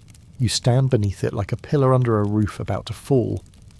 Outside noises grow far, or you move far from them. Spell settles to background like night's tint. Hard mode always on, then your pulse slows, your sight wavers as if seen through water. Your breath takes the narrowest path and the box flexes with you. Once more metal swells and still spikes glide 0.5 millimeter and hold. Your body turns down the volume to where metal can't hear anymore. The last sound in your ear is a drop tack and the coin window clicking shut very softly. After that, quiet. Boiling. Imagine this. The great hall of a nobleman is blazing linen silver, the smells of roast meat and herbs. The wealthy host has invited a ring of friends. You, the cook, are responsible for the feast. In these times, the elite are ferociously cautious about food. Tasters are often hired, but tonight no one will take the frightening job. Then it happens, 17 diners double over, a few die. The accusation flies straight at you, poisoning the worst of crimes. You're hauled away before you can wipe the grease from your hands. In the interrogation room, the rack squeals, creak, creak, your arms lengthen by the inch. Tendons pop like wet cords. You confess you sprinkled a white powder you thought was a laxative, a stupid prank. You say a stranger handed you the packet. The paperwork cares little, it stamps red assassination. Your employer is the Bishop of Rochester, lucky not to have eaten. His guests and household did. Under Henry VIII, the fear of poison swells like a bellows. The sentence is signed in a thunderclap, death by boiling. Day of execution. London, 15th of April, 1532. The Chronicle of the Grey Friars will remember 2 hours of air thick with steam. They chain you. The iron bites the wrists. A scaffold stands beside a huge cauldron, the lid of the furnace red as the dragon's mouth. The water rolls. The bubbles tack, tack like popping corn. Vapour slaps the onlookers' faces, nudging them half a step back. They still came because law prefers an audience. They hoist you high, hanging you over the cauldron like a basket of greens above a stove. The soldiers grind the winch, chains clink, the crier sings the warrant, boiling until dead. Not a single plunge and done. The order is 3 immersions down, then up until the fire claims you. First immersion. Lower squeal. You go down to the knees. Skin meets surface like a leaf dropped in oil blisters erupt at once. Leg hair curls sticking to skin like pondweed. Bones tremble in their sheath. You roar, the sound is half swallowed by steam. The smell of human fat braided with iron rushes up into the stands. Women turn away some wretch onto the flagstones. The guards haul you up, wine water pours from your shins in threads of heat. Second immersion. Lower, deeper to the hips. The flesh of the thigh blooms like dough, meeting liquid. Foam drives cold out of the vapour and hot into your throat. The pain changes, voice no longer biting the skin. It moves inward. Gut wrenches, liver knots, lungs feel stewed in clay. You hear your own sound through the steam, an animal unknown, not your voice. Rays you break the surface alive, but placed in a fresh ring of pain where skin sloughs. Fat melts, cloth comes apart. You see your skin like a glove slipping off the finger. Third immersion, lower, to the navel. The winch growls. Water grips belly back. Flanks like a vast mouth. Waves smash your ribs. Marrow shrinks like a bowstring. Steam fogs your eyes. Boiling fills your ears like hail. You suppose this is the breaking point? It isn't. They hold you there long enough to be long enough, hoist you burst into air alive, and are set between new circles of burning where skin peels, fat renders thin in shreds. You watch skin come away with chain. 2 hours. A note-taker mutters 2 hours for one man. They'll say you bellowed, mightily roared like a beast. You no longer know whose sound that is. Your chest just clacks and drops like a pot lid fluttering on a poor man's stove. Steam packed under the arch dims the oil lamps. Wet walls take on the colour of grease. Someone shouts, "Too much." But the warrant has been read poisoning beyond all crimes. Henry VIII fears poison more than anything. The boiling pot is a bulletin nailed in the market touch. The king's table and the cauldron is waiting. You are no longer you. You are a communique written in steam. What it feels like. It is not quick. Shock might faint you in a blink, but Waterfire prefers the long skin cooks first. Fat runs, muscle slips, vessels open, organs change colour. Heart, liver, brain, stomach, only when those cook does it end. A man who fell into a hot spring in the US in 1981 was still speaking when dragged out stupid, how stupid. He died the next day. The body can survive boiling for a while, and that's the frightening part. The crowd steps farther back. Women retch, men swallow, children are pulled away. The cauldron keeps talking in bubbles, tack, tack, tack. Each time they raise you sin leaves like wax clinging to chains. The kitchen smells of the rich pepper cloves suddenly lose to the smell of cooking human. The note-taker blinks rarely he wants to remember. You think about the meal last night, that white packet pale in the kitchen light. You see your fingers sprinkling it like salt. You remember the stranger who pressed it on you, his smile as thin as a fishing line. You think of the bishop didn't eat, and the guests did, the servants did. You think of your children didn't eat enough. Justice here eats well. Everyone gets full on their own feeling. A man whispers Nero liked to boil oil wax, even some wine. Another adds in the 14th century in Scotland. William Sewell was boiled for sorcery. Counterfeiters across Germany, France, Scotland were fed to pots. In Japan, Ishikawa Goemon, half legend, went this way, holding his child till the child went first. In Asia, a Sikh martyr boiled for refusing to change faith. All of it fits a single word cauldron. You don't hear those stories. You hear yourself. Your skin talks where it's about to split. Your teeth bite air and gums ache as if chewing salt. A pulse at your temple beats against steam thumb thumb thumb, the bubbles blup back. Chains shriek on the frame-oiled bolts run smooth like a fresh signature under a warrant. There's the call last time. You go down another half-man. Water clasps belly and chest. Heart flares like a fish trapped under a net. The rhythm goes crooked. Your eyes glaze white with vapour. Your mouth opens or no sound. Time contracts to the gap between two hoists, very long and very short together. Hoist. For half a beat the night stands still. Sounds drift far as if underwater. Something drops inside your head, plunk and then quiet. Done. The pot still boils, it just boils alone. The stoker drops the lid, damps the fire shovels, ash. Chains come off the ankles, leaving white cuffs like zip ties in reverse. Skin peels with the chain hands turn their heads to avoid it. The scribe dips the nib into heavy ink. Richard Roos Cook boiled at Smithfield 2 hours. Shakespeare years later will bunch wheels, racks, fire, flaying lead oil into one long question. What old or newer tortures must I receive? Tonight the question is simpler. How many ways can water and fire say the same thing? Outside wind goes round the market. Women with shawls over noses hurry. Men go quieter than usual. A child tugs a mother's sleeve and asks low, "Why isn't there soup in that pot?" The mother doesn't answer. Supper starts somewhere else, knives against stone, steam from a clean pan. In those days, being a cook is a dangerous trade. No refrigeration spoilage is common. The taster is both shield for the master and the target for rumour. In 1547, Edward VI will end boiling in England. Before that, Europe still boiled for counterfeiting, sorcery, blasphemy, poisoning, from Scotland to France, Germany, Italy. Rome once immersed men in oil wax, even wine. Nero favoured it like a bad habit. In the east, Goemon moves through legend by way of the cauldron going with his son.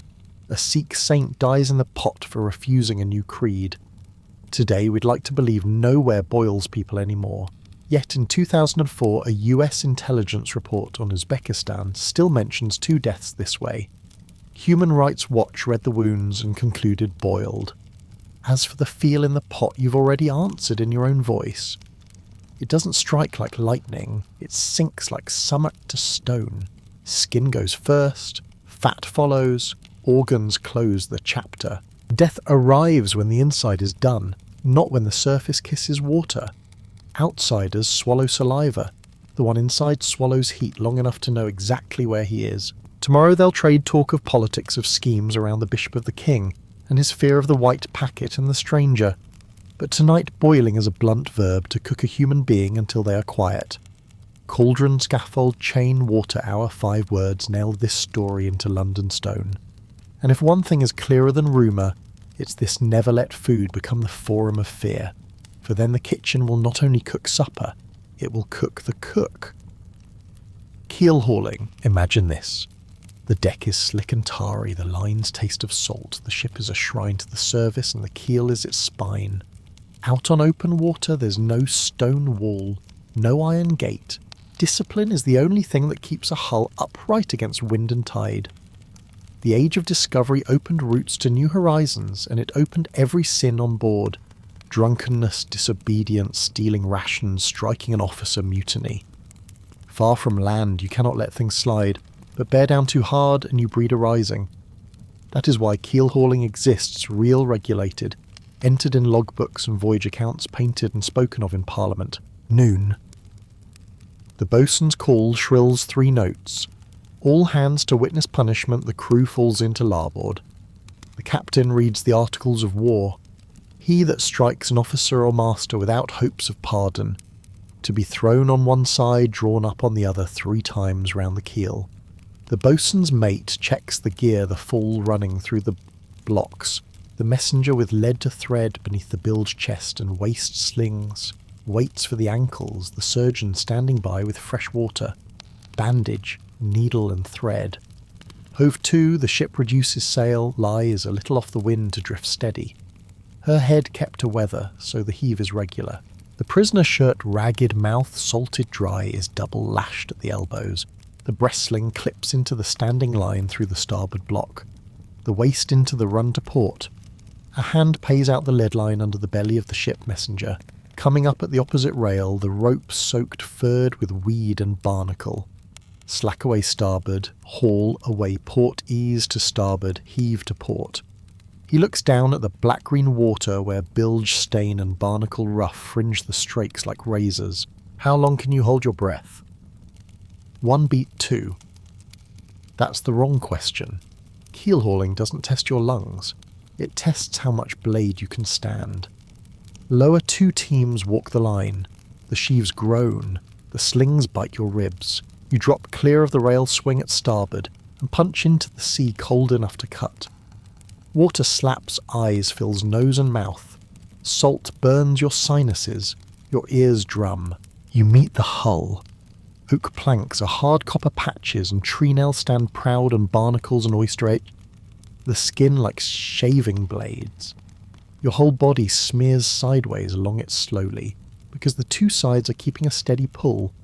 Easy hold the rhythm, don't bash him against the keel.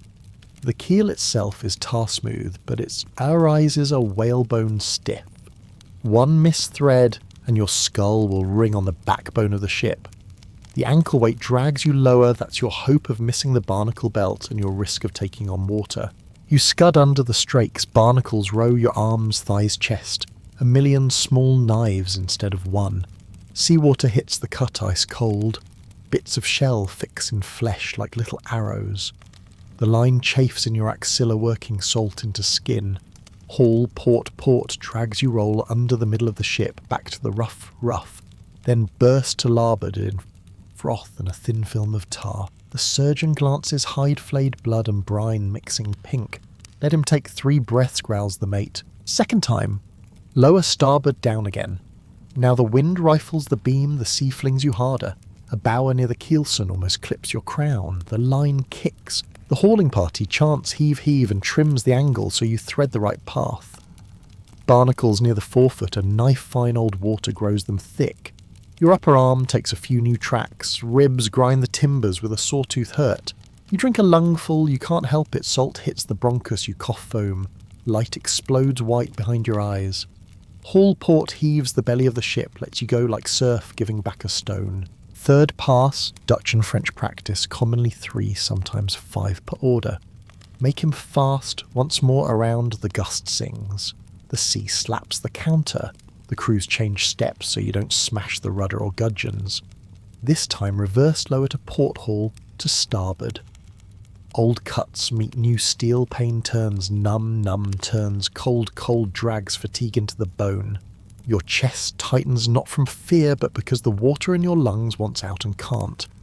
They heave you to starboard, dump you face down on deck, deal rough as sandpaper. Deck salt goes into the wounds again. That is keel hauling. The captain scans the faces. Learn. The surgeon whips stitches needle through wet flesh. Alum-dusted spirits poured along the edges. Chips of shell remain to fester in the nights ahead. Living is the secondary sentence the salt fever comes after. Dying is the primary, if your head kisses the keel or you black out in the second pass. Too shallow and a man gets rasped to rags by barnacle edge. Too deep and he drowns. Done right alive to serve as warning. Is it real? Yes. 17th, 18th century records say so plainly in the Dutch Navy offenders who struck an officer or committed a grave breach were thrown in on one side, drawn up again on the other. And so 3 times together around the keel the wording appears in a 1700 East Indies voyage book. Admiral Martin Harpert Zoon.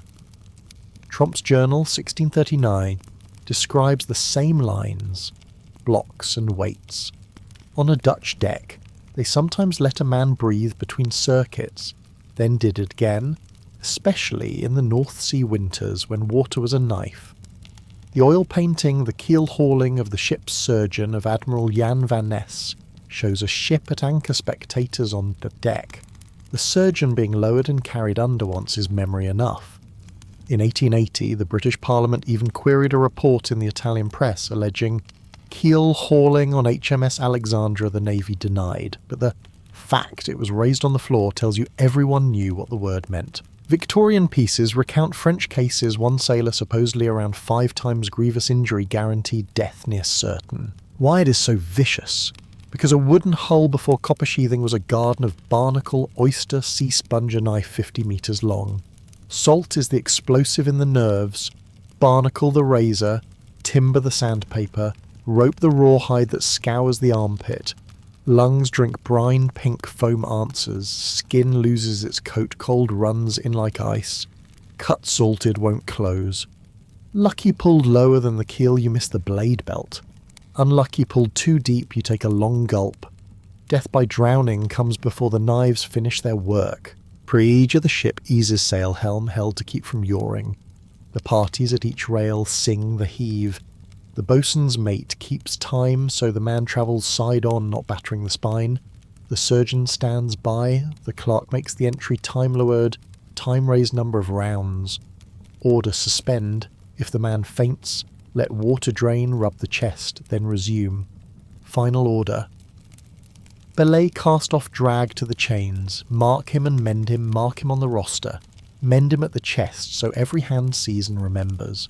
Why choose keel hauling over yardarm hanging or the cat? Because the cat is daily law maintaining order. Hanging is extinction, swift and absolute. Keel hauling sits between pain that brands shame that stops the hand life left, to serve as a sign most times. Pirates sometimes marooned men and joked they were appointing a governor, but dragging the keel is worse pain in front of eyes, not an idea. You can smell its reality tar in the lines, wet wood, salt, sweat, weed along the hull, the metallic of blood, a cocktail you only get on timber ships. You can hear its reality. The boatswains call the blocks groaning rope, whispering through sheaves the deaf sound of water when your head goes in the even. heave from both rails. You can see its reality, the straight rake of barnacle scars, salt crystals blooming white at the edges, flecks of shell settled in the meat like fish bones. Some men live past 3 rounds, stitched and wrapped. They burn with fever nights on end, the reek of salt won't leave their skin for weeks. Each wind shift makes the wounds sting like pins. Some die then and there from a head strike on the keel or a long drink. Some go later from rot the barnacle left bits behind and the edges won't seal. Stand on deck if you're lucky, only to witness, and you'll understand why keel hauling existed. The ship is a state in small, the sea is law. Those who will not haul the right line will be hauled by it. Not myth, not a movie trick. Keel hauling happened under Dutch and French flags, in paintings, in journals, in parliamentary questions, and it worked as designed. It etched discipline into skin with barnacle and brine. If anything remains after 3 circuits, it isn't words, it's a body remembering the route of the hull from starboard, down past the spine, up to port once, down again, up again, twice, once more, thrice.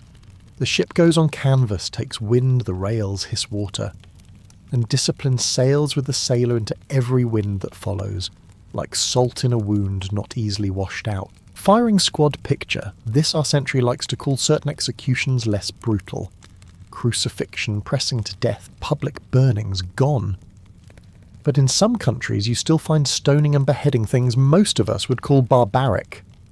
To human rights advocates, taking a life for a crime is always barbaric, and it's time to close that bloody chapter. Others say capital punishment is a necessary evil, and if you must do it humanely. That usually means lethal injection, the most common method, after today's subject, the firing squad. Before we stand the squad up a fast tour of the world's method map. We said crucifixion is gone, but note a present-day variant in Saudi Arabia. A post-mortem crucifixion sometimes follows beheading for offences, like witchcraft, head severed, then sewn back, then the body crucified. It's a modern iteration of a 2,000-year-old idea. Hanging remains lawful in India, Japan, Singapore, Syria, South Korea for the gravest crimes. The electric chair. The Philippines used it. In the United States, the chair is dusty while the law keeps shifting. Most states deem it cruel and unusual. Where it exists, it's by inmate request. The last non-consensual electrocution was Alabama 2002. The last inmate to choose the chair was Tennessee 2018. His final words as the switch came down, "Let's rock." Gas chambers then, US's state still listed on the menu. Last used 2010, and pressed accounts of long painful deaths keep abolitionists busy. Now firing squad shooting. Sometimes the squad drops out a single executioner steps behind a prisoner and fires into the back of the head the old 9 grams of lead model from the Soviet lexicon. Today some countries still do it. In China, rare footage described a man surrounded, forced to kneel, then shot behind the head. Amnesty data for 2018 put executions 5th to 1st Iraq, 52 plus Vietnam, 85 plus Saudi Arabia, 142 Iran, 253 plus China, 1,000 plus. The US ranked 7th with 25. In many places, firing squad survives as a second choice behind injection. Even if the public dislikes the noise and blood, 4 Tennessee death row inmates in 2018 requested the squad. It isn't legal there, so they sued under the 8th Amendment to avoid the chair. As of now, only 3 US states offer bullets as an option. Mississippi, Oklahoma, Utah. Squad or solo. The film The Last Executioner portrays a Thai trigger man who for years fired machine gun bursts into prisoners' backs trying to keep it swift. Thailand has since moved to injection. Squads aim for the same thing, multiple rounds to ensure death. Historically that didn't always happen. The old line-up at the wall method could be messy and drawn out. A quick backstory. Before guns, crossbows did the job, Romans and Vikings loosed volleys. With firearms, Europe used bullets, and then squads, especially in the early 20th century, for treason and battlefield offences. One infamous chapter, World War I, Britain, shot 3 of its own soldiers and imperial troops for desertion and cowardice, men we would now recognise as suffering PTSD. In US history, firing squads killed many enemies in the Civil War, but only one American was shot for desertion. Eddie Slovic, 1845 France. On a frigid morning, 12 soldiers fired.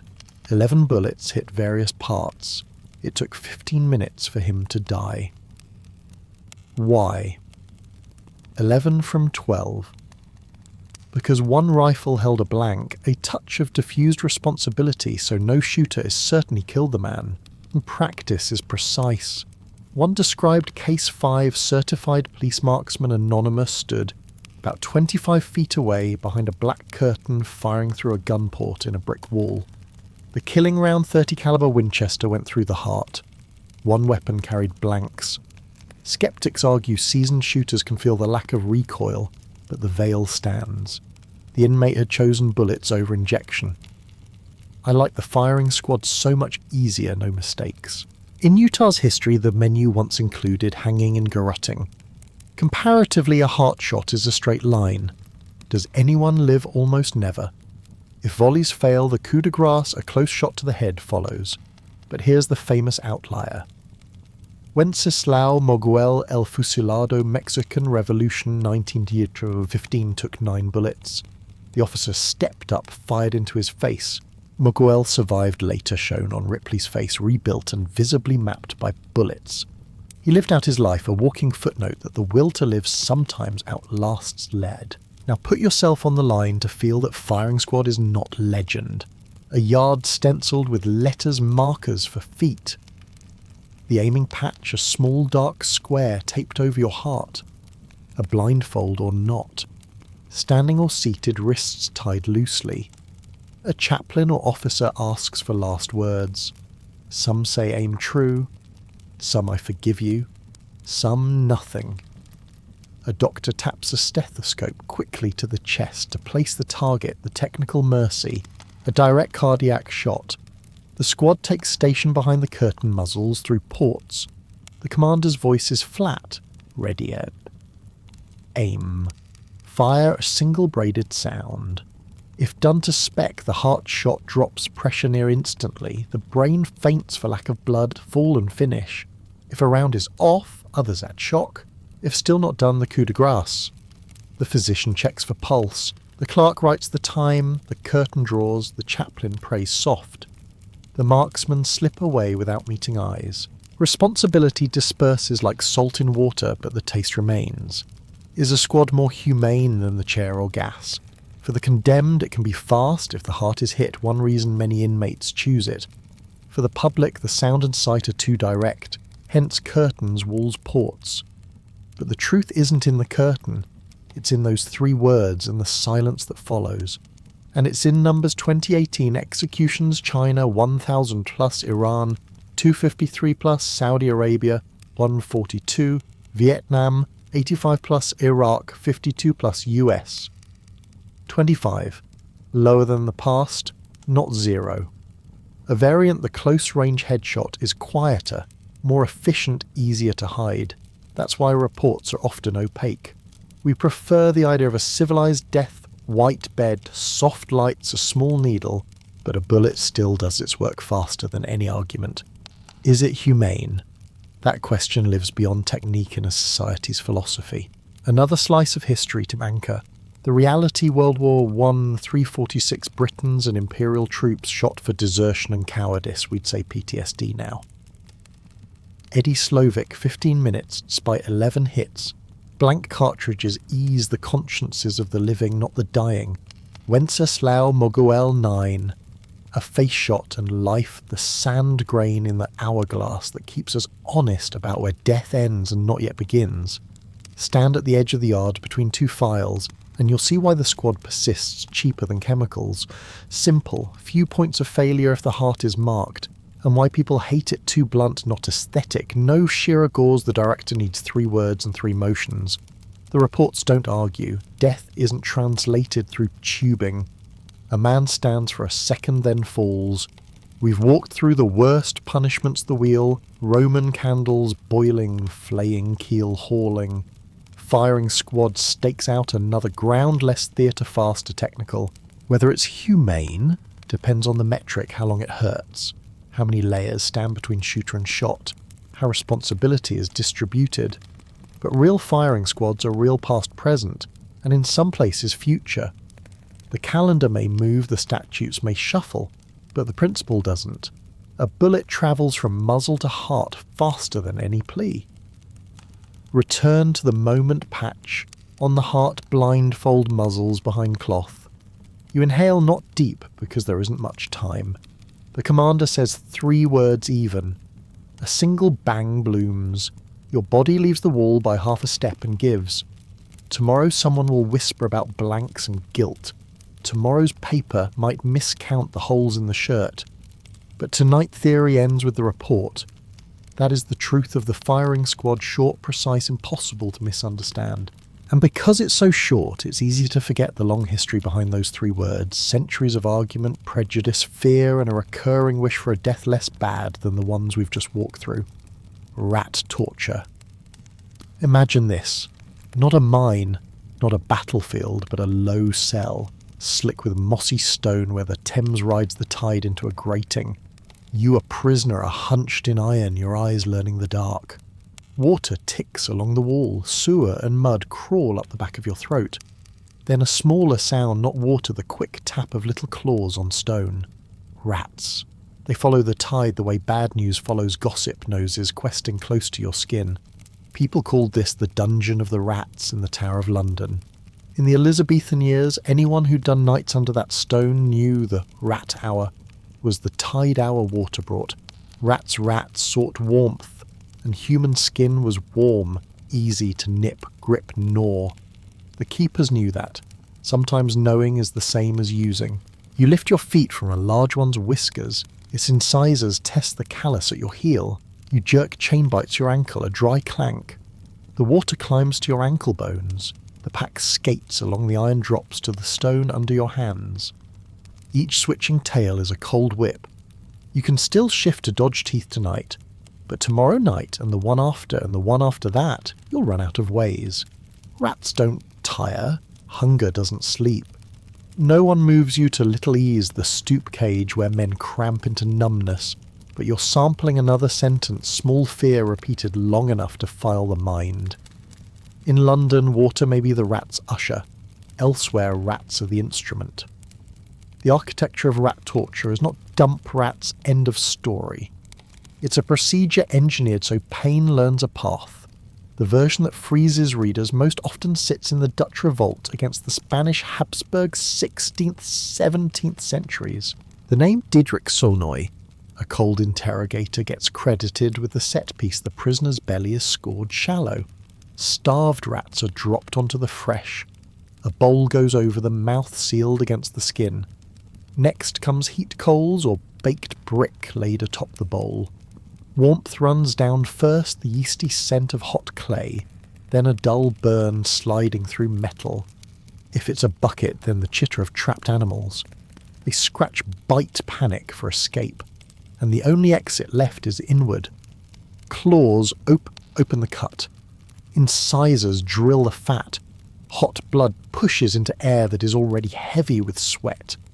If the aim is information, the answers arrive before the first rat makes an inch of tunnel. Sometimes the bowl becomes a metal pail. The torturer caps the belly, feeds rats through a hatch and sets a brazier under the base.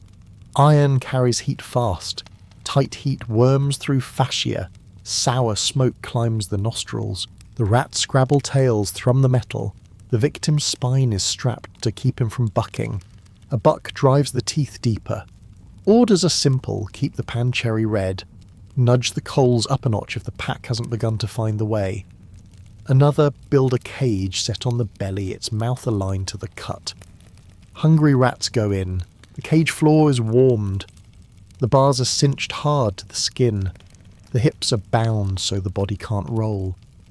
You can hear something very small, the sound of teeth rasping at soft tissue like wet wood, and something very large, breath broken into length, snagging in the throat like coal smoke. Those close will smell singed hair and salt.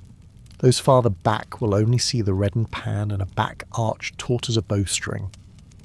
The Roman spin loves a container, a pot with a side port, a cat dog, a small one or rat caged inside, coals shelved round the belly.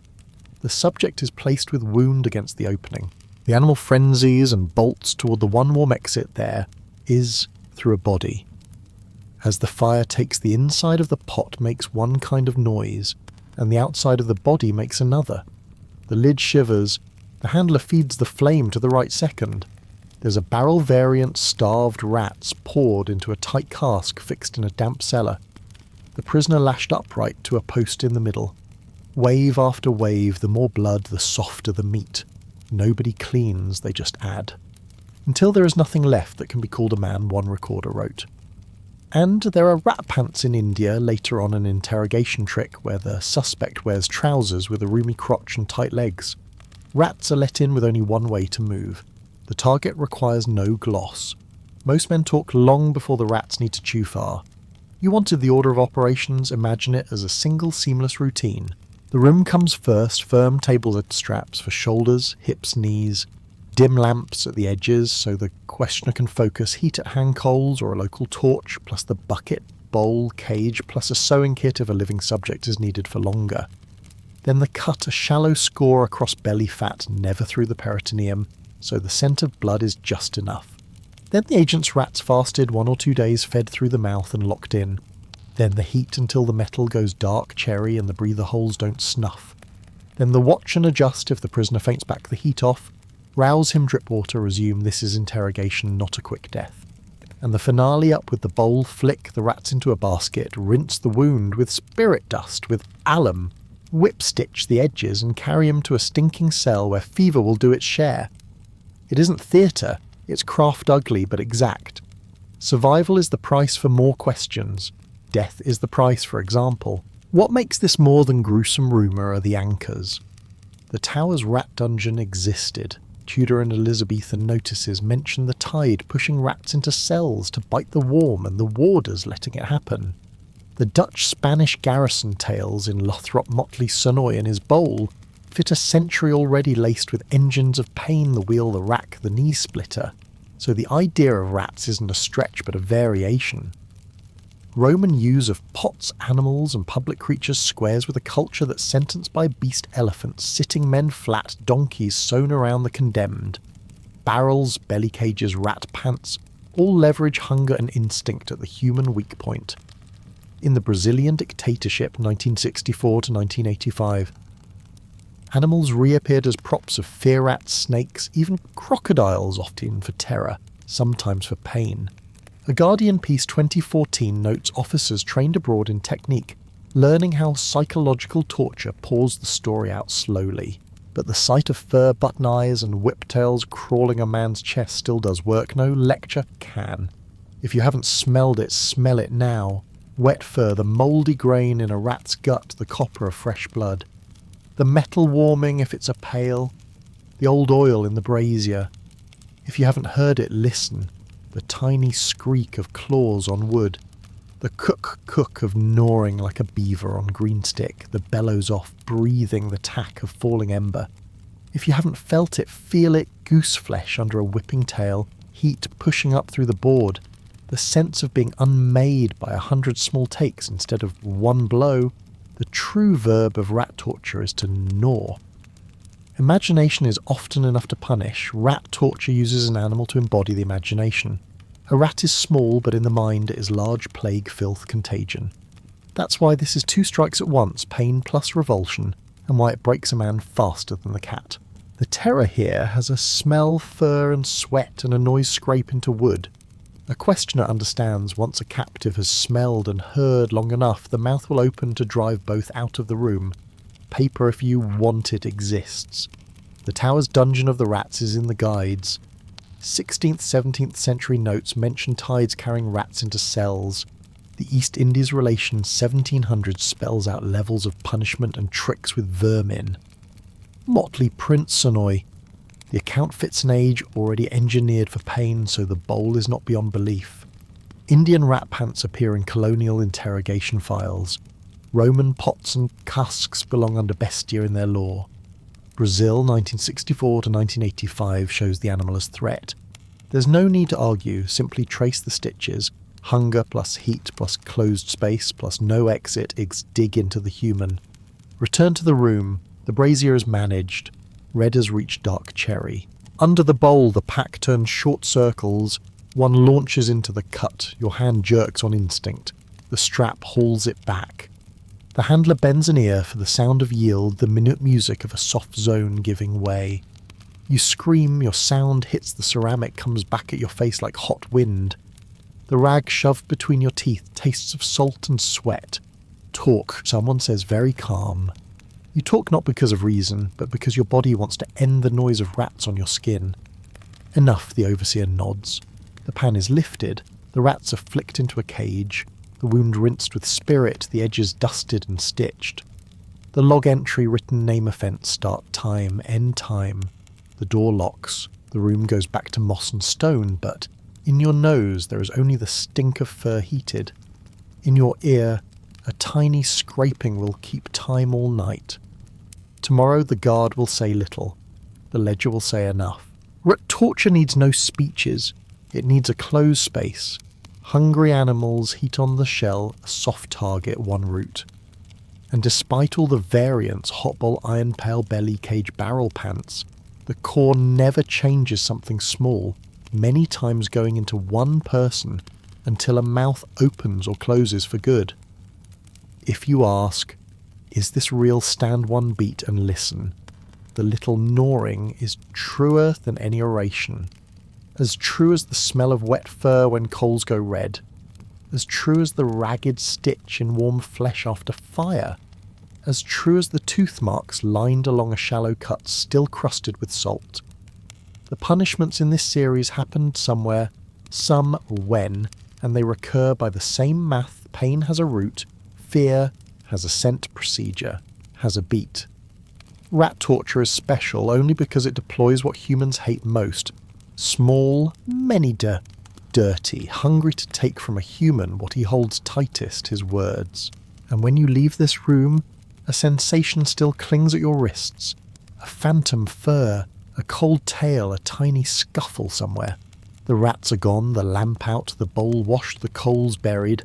But the truth remains, rat torture is a technique, a smell, a sound, and a mark you don't forget. Drawn and quartered. Imagine this. The cobbles are wet and gritty. The sky is low and the colour of old tin, and the air tastes of damp straw and pitch from a stake smoking somewhere ahead. You are lashed to a hurdle. A low wooden sledge with crude runners dragging clattering over the stones, jarring every joint, as if a mallet were testing the pegs of your bones. On both sides the crowd swells like surf. A roll of hucksters calls jeers, catcalls, traitor, pours over you like sand. A child rides his father's shoulders, arms out with a crust of bread, eyes wide. An old woman presses a vinegar-soaked kerchief to her nose to fight the animal fat and horse dung. The escort's horses stamp and snort. Iron rings on tack answer with little bells. Between hoofbeats you can hear your own breathing, short, dry, frayed like coarse cloth rubbed on wood. Where are you going? To the place English law once called hanged, drawn and quartered. First drawn not as in disemboweled, but dragged across the city so the public can see, shout and learn to fear. For high treason death was never only to kill, it was to teach. Before the rope grazes your neck, detour to France, 1757, a morning so cold voices make steam. Robert François Damiens, who stabbed and failed to kill Louis XV, is brought out, and what follows is so atrocious that Thomas Paine writes it down in outrage, and Michel Foucault later marks it as a turning point in the politics of punishment. Damiens is forced into boot crushers for the feet. The hand that held the knife is dipped in molten lead. His body is opened and hot oil poured into the cuts. Then 4 horses are harnessed to his 4 limbs, whips crack. The animals heave in jerky failing pulls, tendons draw white under the skin and refuse to part until a butcher steps in to cut the cord so the horses can finish the job. What remains still breathing according to some goes to the stake. An Italian adventurer in the crowd confesses he had to turn away his face and stop his ears more than once at the piercing shrieks. Damien himself had stared at the morning and managed a sour "Bonne journée sera." It's going to be a hard day. Hard is the kindest word anyone could choose. You could say too much. People said so then too, but the grammar of terror turning a body into a public warning wasn't French alone. Across the Channel, the English ritual of hanged, drawn and quartered, designed to stretch suffering across acts, had long existed for treason. Now the hurdle bumps to a stop beside a gallows black with old soot. Wind picks the little hairs on the rope so the fibres whisper. You are stripped bound, hauled to the platform. A priest murmurs, an executioner measures the noose and sets the slip to avoid a neck-breaking drop. That is the point.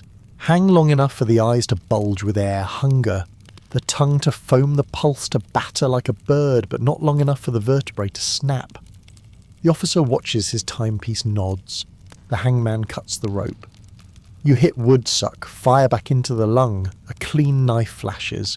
Your manhood, the thing that marked you male, is cut away, held up to the crowd, then thrown onto coals right before your eyes sizzle down like fat on iron.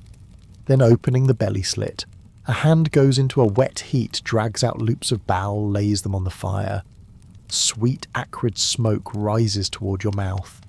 Your tongue tastes iron and burned grease. Your body tries to fold like a fetus, but thongs at thighs and ankles jam the reflex. What was inside you, what made you, gets brought out in front of you. Then the head. Sometimes the axe comes now, sometimes later. In Damien's case, the limbs went first. In many English cases, the order shifts. But finally the quarters arrive. 4 parts are separated, then shown at gates, bridges, markets, or sent to the 4 corners as reminders. The head is tarred and set on a pike at London Bridge so people crossing the river can be seen by the head as they see it. Think Wallace William.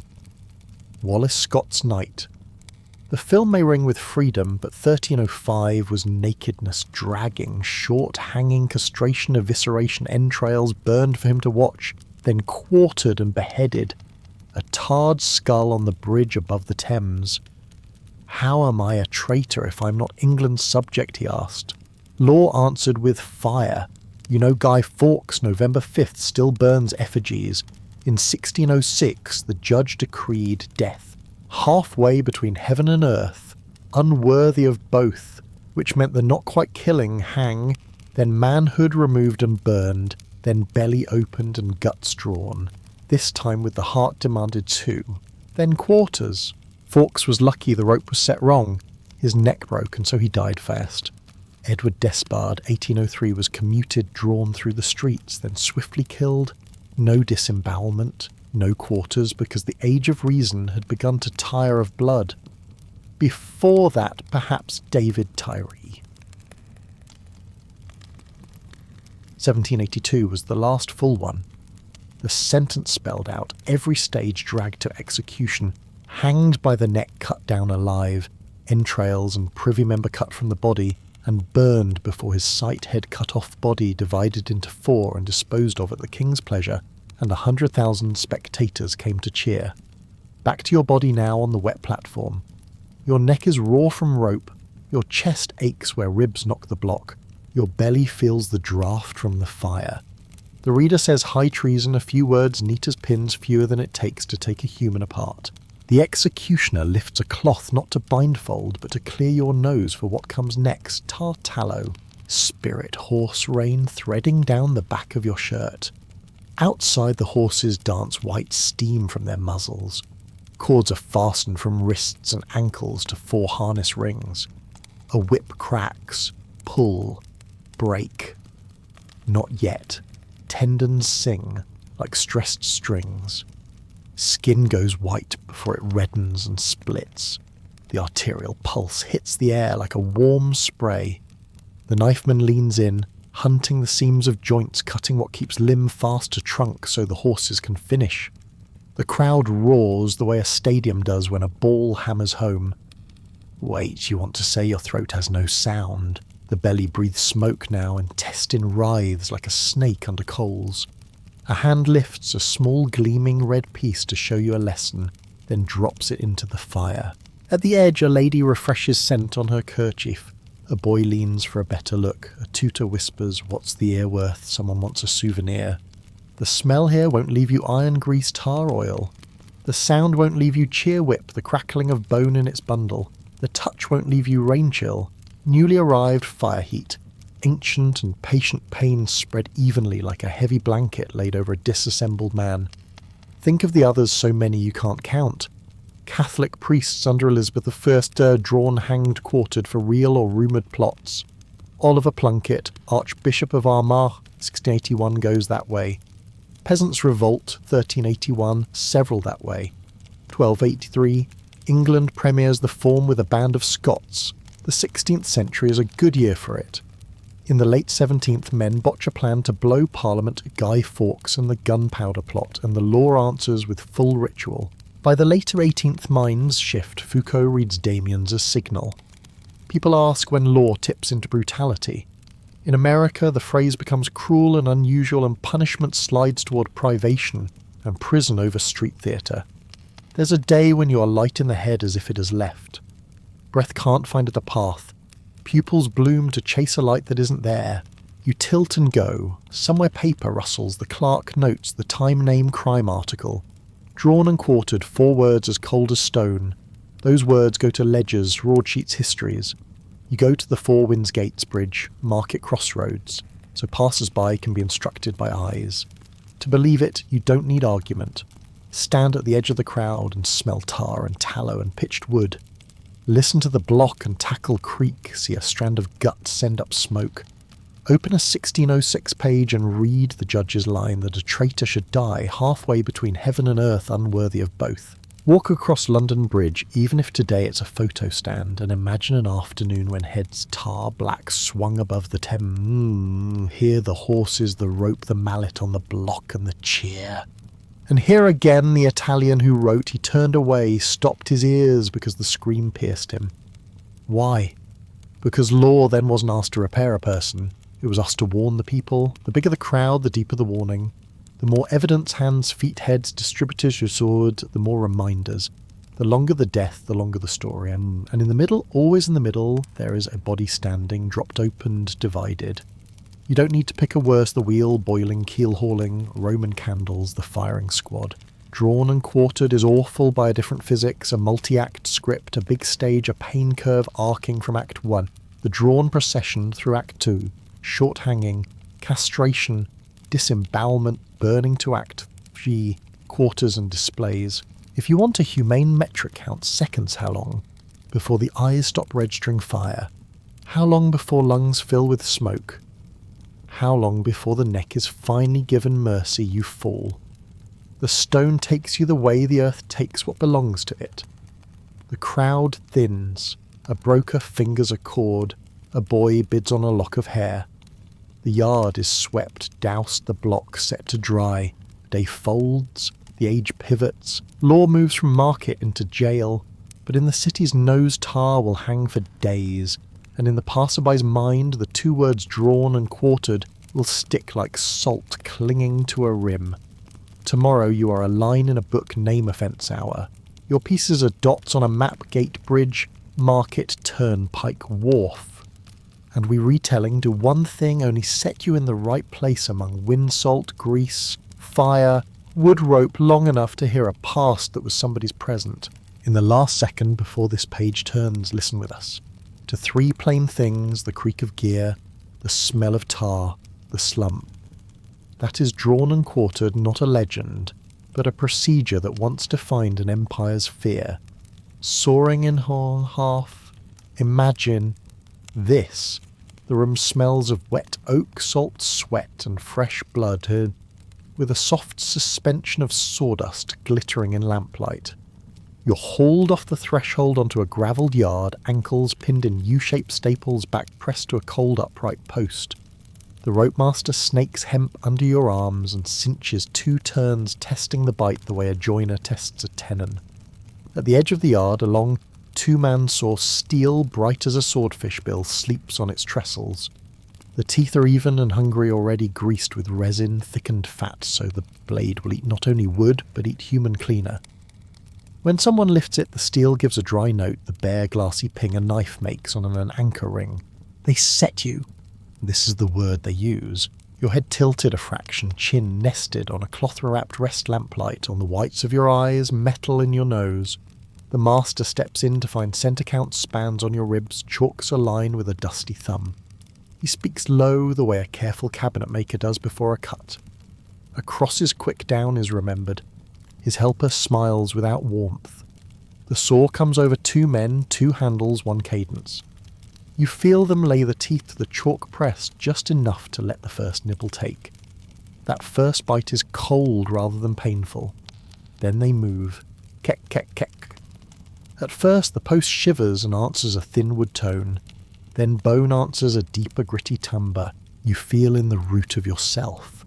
Sawdust salted with you floats into your nose-mouth eyes. Your tongue finds brine and metal. Your throat pricks as if you'd inhaled warm ash. Sweat runs into the tooth marks and stings like spirits. Someone blocks your hips with a wedge so you don't skew and clamps your shoulders to the backboard so you don't dodge. The pull has music draw, return. With each pass, the teeth sink another ½ millimetre with each pass blood answers by the spoon. You can hear your heartbeat falling into the saw's rhythm until you can't tell which sound is you and which is the tool. They have many ways. If you're laid flat on the ground, they'll use a 2-man cross-cut hoist lead or stones onto the back of the blade so the teeth bite low, full deep.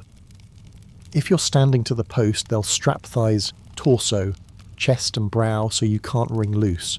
They'll roll more resin across the teeth to keep the flesh dust dry and the cut true. If you're hung upside down, the zenith of the craft, your ankles are hauled to 2 frames, your hands lashed down toward the footings, to angle your head dangling just off the ground. The saw goes between your legs. That posture drains blood headward. It keeps the brain bright and the eyes clear for longer. When the teeth kiss the perineal muscle, your throat pushes out a base you didn't know your body housed. There's a bread and knife version, and there's a vice and gear version. In the vice, they sandwich you between 2 planks, cinch head and heels with sort of screw presses. Muscle flattens bones, lock into a channel. Flailing hands and jerks can't throw the line off. The screw ticks, tack, tack, like an old induction coil. Fat slicks the edges of the planks a glossy amber. When head and heel are aligned, the saw behaves like a string pulled to concert pitch. Every return brings out a little more meat, carries a little more of your breath. The onlookers won't see the millimetres, they will only say it's into the ribs now. He's sipping air, it's near the haft. You've heard the set pieces, ancient Persia under Darius the Sce, a victim hung by the heels and taken in 2. Caligula the Roman, who liked men, opened with a saw as a starter to supper. Hungary 1848. Old men, women, children, cut amidst revolt. 1453 Mehmed the Conqueror opening Constantinople, granting 3 days for soldiers to practice every cruelty and sawing, given a prominent place. Later 500 prisoners shipped to Istanbul to be halved. A year before that 400 knights promised mercy and then reconsidered each sawn. None of that plays in your skull right now. Your single question is small: will your head go before the teeth reach the spine or after? They can choose horizontally tie your wrists to uprights, ankles to stakes and cross-cut from hip to hip down into the column. In that case, blood can leave fast and you might leave early too, especially if the heart breaks under cold and panic. But if the game is duration, then head down is physics. Brain stays fed eyes, stay seeing mouth, stays able to make sound, and you stay to watch. Many men speak, even when the cut meets the chest. Then the tongue lies still, the throat blows, wind, the eyes make water. The killing yard runs like a joinery. Hands swap on the handles. The beat doesn't change. The master dresses the edge, sharpens a tooth, rubs more resin, checks. The kerf narrows a wobble. He tightens the forehead cinch to hold the line, squeezes a rag at the lip of the wound to keep it from slipping. When cutting from above are sometimes mercy, they'll pin your crown and jaw to a board lock. The mandibles start either right to left across the skull or straight down. Death is quick as soon as the teeth find the vault and the arteries. Some call that privilege less for you, less work for them, sometimes because of the body bucks the crew, loads the blade mid-span of brick or stone riding the back so the teeth sink by gravity while arm just pull the rhythm. Fat at the edges sings, On contact little pop like lard over coals, but human grease isn't pork fat. It smells sweeter, sharper, its own category of foul. The saw's passage through thigh muscle hums a rich low. Through the scrotal seam hisses bright. Across pelvic bone it screams, that jar of a whetstone biting a glass bottle. You throw up, your throat fills with salt and copper. Your vision loses level, and the world splits before you do. Up in the hills by the timberline they'll lash you to a tree and cut across trunk and man. When the blade bites the sapwood, the saw settles. The men switch places and sing their forestry chant, and habit saves them from thinking about the human. In the market square they set a post, choose a shorter blade to keep blood from the wares. A short saw is cleaned slow and loved for its prettier groove. You'll notice I'm not parading names at you, Darius II, Caligula, Mehmed II, to decorate the page. I've set you in the yard so you can hear the way I hear the muttered shop talk of the crew, the steel going true, the wind slipping around the screen, the audience balancing onto toes, a woman hiding her nose, a man nodding as if admiring the craft. Here history isn't argued, it's operated. The saw's differential calculus of pain taking one body into two by means of a steady function belongs to the discipline of the shop measure.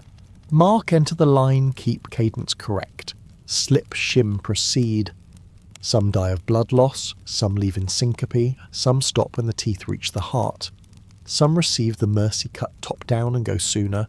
Some are reverse bottom up and go late. Some are punished in pieces, fingers hand foot a lesson for theft. Some lose an arm below the elbow or a leg below the knee to make a point.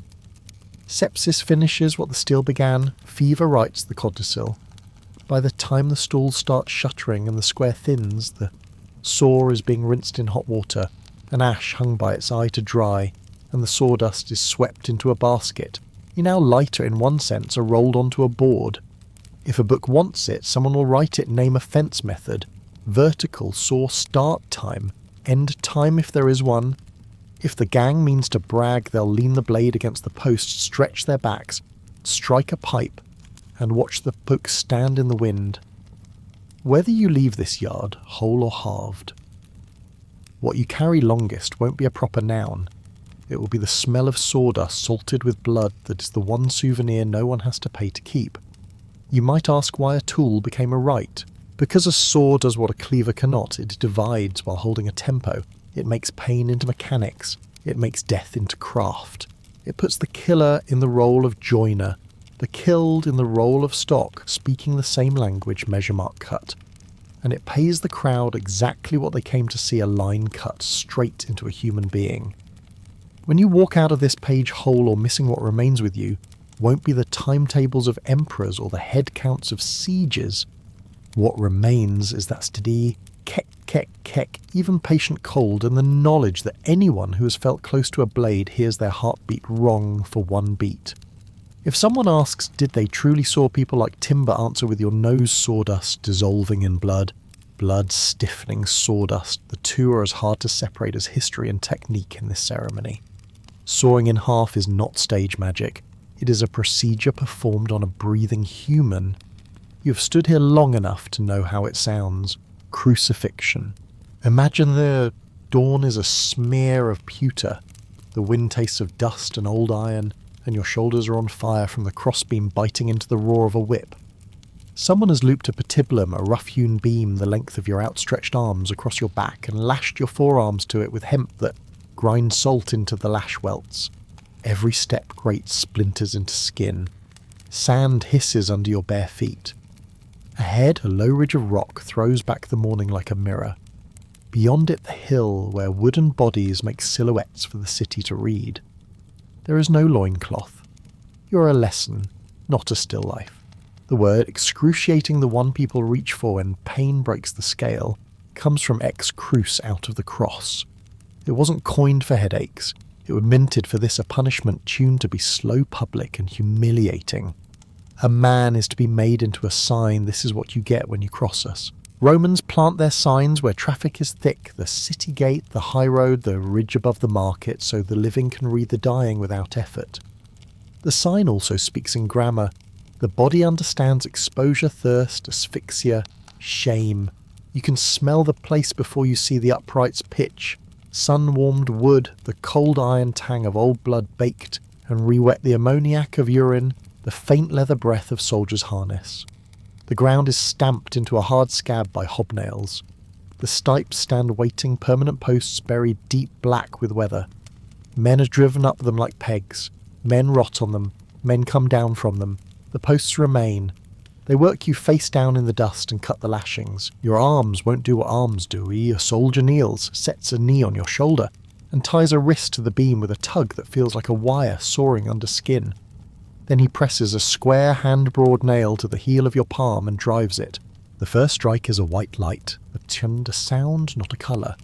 The third, a third, the nerve in the heel of the hand goes out like a lamp, leaving a cramped electric tinkle in its place. The other hand is done. You are flipped, dragged, and hauled up the notch in the stipes. The beam clacks into its seat with a wood-to-wood thud that knocks breath from your chest. Rope goes over, rope goes under. A knot is hammered flat with a mallet head. Your feet are then brought to the post and nailed together. Through the arch or side by side, the nail bites. Grain, bone, grain again, and your knees are left slightly bent. A mercy in appearance, a cruelty in function. You can push a little to lift your chest when the suffocation bears down. Later, if you use the gift too well, a legionary will stroll over and break your tibias with a club so you cannot push. Then the suffocation will finish its work. Breath becomes a proposition. Hang from your arms, your pectorals, lock your ribs in an inhaled flare. You can't let air out without standing on the nail through your feet, can't draw air in without letting go onto the nails through your hands. The act of breathing becomes a seesaw of choices. Push and feel the spear of the footnail. Hang and feel the fire in the arms as the sockets stretch. You do it for a minute, then another, then another. The heart pounds in a tight box against bone, then falters. Spasm crawls up your calves. Thirst opens a hole in the tongue. The cough brings up strings of rust. After a time you do not count, the body starts to choose on its own. Romans sometimes add a sedile, a little horn of wood like a shelf or a peg for your perineum to perch on so you can rest a fraction of weight and last longer. Sometimes they add a footrest of sorts. They know exactly what these bits of wood are for. They know how to lengthen a dying for the afternoon crowd. They also know how to shorten it. The crurifragium, the leg breaking, is spelled out in orders. The spear thrust to the heart can end an inconvenient man with a neat jet of arterial proof while a centurion nods. The beam beneath your wrists is sticky with another man's stripes. Your shoulder webs burn. The nails have cut nerves and left hot numbness that clangs like struck copper up to the elbow. You swallow air like fruit pits. A fly walks the rim of your eyelid. There is so much sky. How did this become the thing it is? Long before the hill called Golgotha had a single post, Persians were fastening men to wood and hoisting them high. Assyrians and Babylonians may have done it centuries earlier. The Greeks were less taken with it. They preferred a cup of poison for citizens they condemned, but Herodotus mentions a general nailed to a plank. Alexander carried crucifixion west like a plague vector and used it in bulk. Thousands hung where he wanted roads to whisper obedience. Then Romans refined it. Not their punishment for citizens usually, but for foreigners, slaves, deserters. The disgraced outsiders, the lesson for everyone the law didn't intend to keep. When Spartacus led a slave revolt, the Appian Way grew a forest of crosses bearing his followers. He himself died in battle. That was mercy. The cross is not always the cross you picture. A single stake crux simplex does the job with rope or nail. A T-shaped geometry crux commissa seats the beam on the top of the post. The Latin cross, you know, with stipes surmounted by patibulum crux emissa, puts a short titulus board above the head for the wry humour of the state to write in re or its local equivalent. Men die on all of them. The archaeology is meagre wood rots, nails are pulled, bodies dropped to pits, but a first-century skeleton turned up with a single nail pinning both heels together, hands tied not nailed. Asphyxiation likely not bleeding the means of death. That lone nail is enough to say the texts aren't lying. Do the condemned carry the cross? Not the whole thing. A complete cross weighs the side of a small ox. 300 pounds is a number historians put in margins. Men do not carry that far over stone in bare feet after a scourging. But the beam, the patibulum, rough, heavy as a man, 100 pounds give or take, is another matter. It rides your shoulders like an argument with heaven. It leaves a furrow of sliver and wound from your spine to the back of your skull. You stagger under it to where the upright waits. That's the walk people remember. Do people live through this? Sometimes. Cephas, a Romano-Jewish historian in the 1st century, writes, he saw many captives nailed up and recognised 3 he knew. He went to Titus in tears, had them taken down and tended. 2 died under the surgeon's hands, 1 recovered. He doesn't say which form of crucifixion they suffered, nails or a rope, sedile or none, but the sentence survives to say that not all crosses end the same day they begin. There are other ways men call crucifixion that blur the edges. Impalement runs a spike through a human trunk and props it like a broom. It kills faster, and the law likes that, for spectacle sometimes, but the method is its own. Binding a man to a tree or a frame with rope, and letting days' work sunfly's thirst has the look, if not the joinery. If a spear finishes things, it's a spear. If a post finishes things, it is still the state. The Romans wrote, that's how we know. Some of them thought the practice was criminal in itself. Cicero, lawyer, philosopher, politician, called it the most cruel and disgusting penalty, a thing unfit to enter the imagination of a citizen. But another line of Romans thought it proper for foreign flesh. The world complied. In the persecution of Christians, a girl of 13 named Eulalia of Barcelona is said to have been tortured 13 times, rolled in a barrel of spikes and glass, flogged, then combed with a tool whose teeth were iron, not tortoiseshell, then crucified and finally beheaded. The story is an inventory of harm. The shape is always the same, make a sign of the body. Centuries later, Japan adopted the cross. In 1597, 26 Christians were crucified.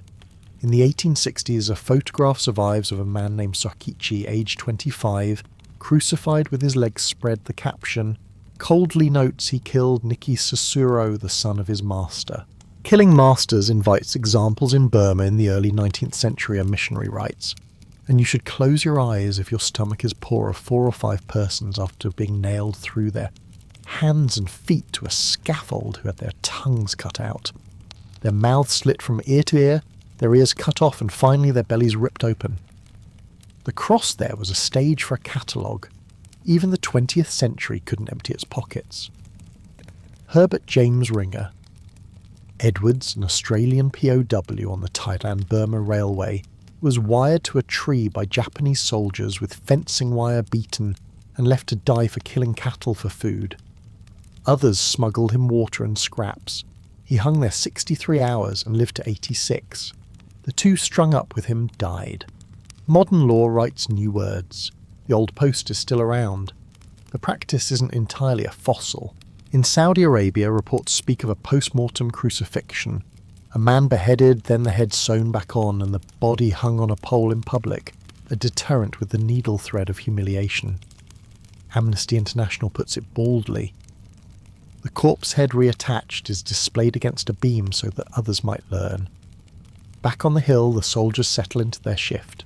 Crucifixions must be guarded. That's the order. A man too stubbornly alive invites interventions, a family with a knife, a friend with a bribe. If someone is still breathing when the sun gets boring, club to leg, spear to chest. A vinegar-soaked sponge on a hyssop stick touches your lips, sour, warm, worse than thirst.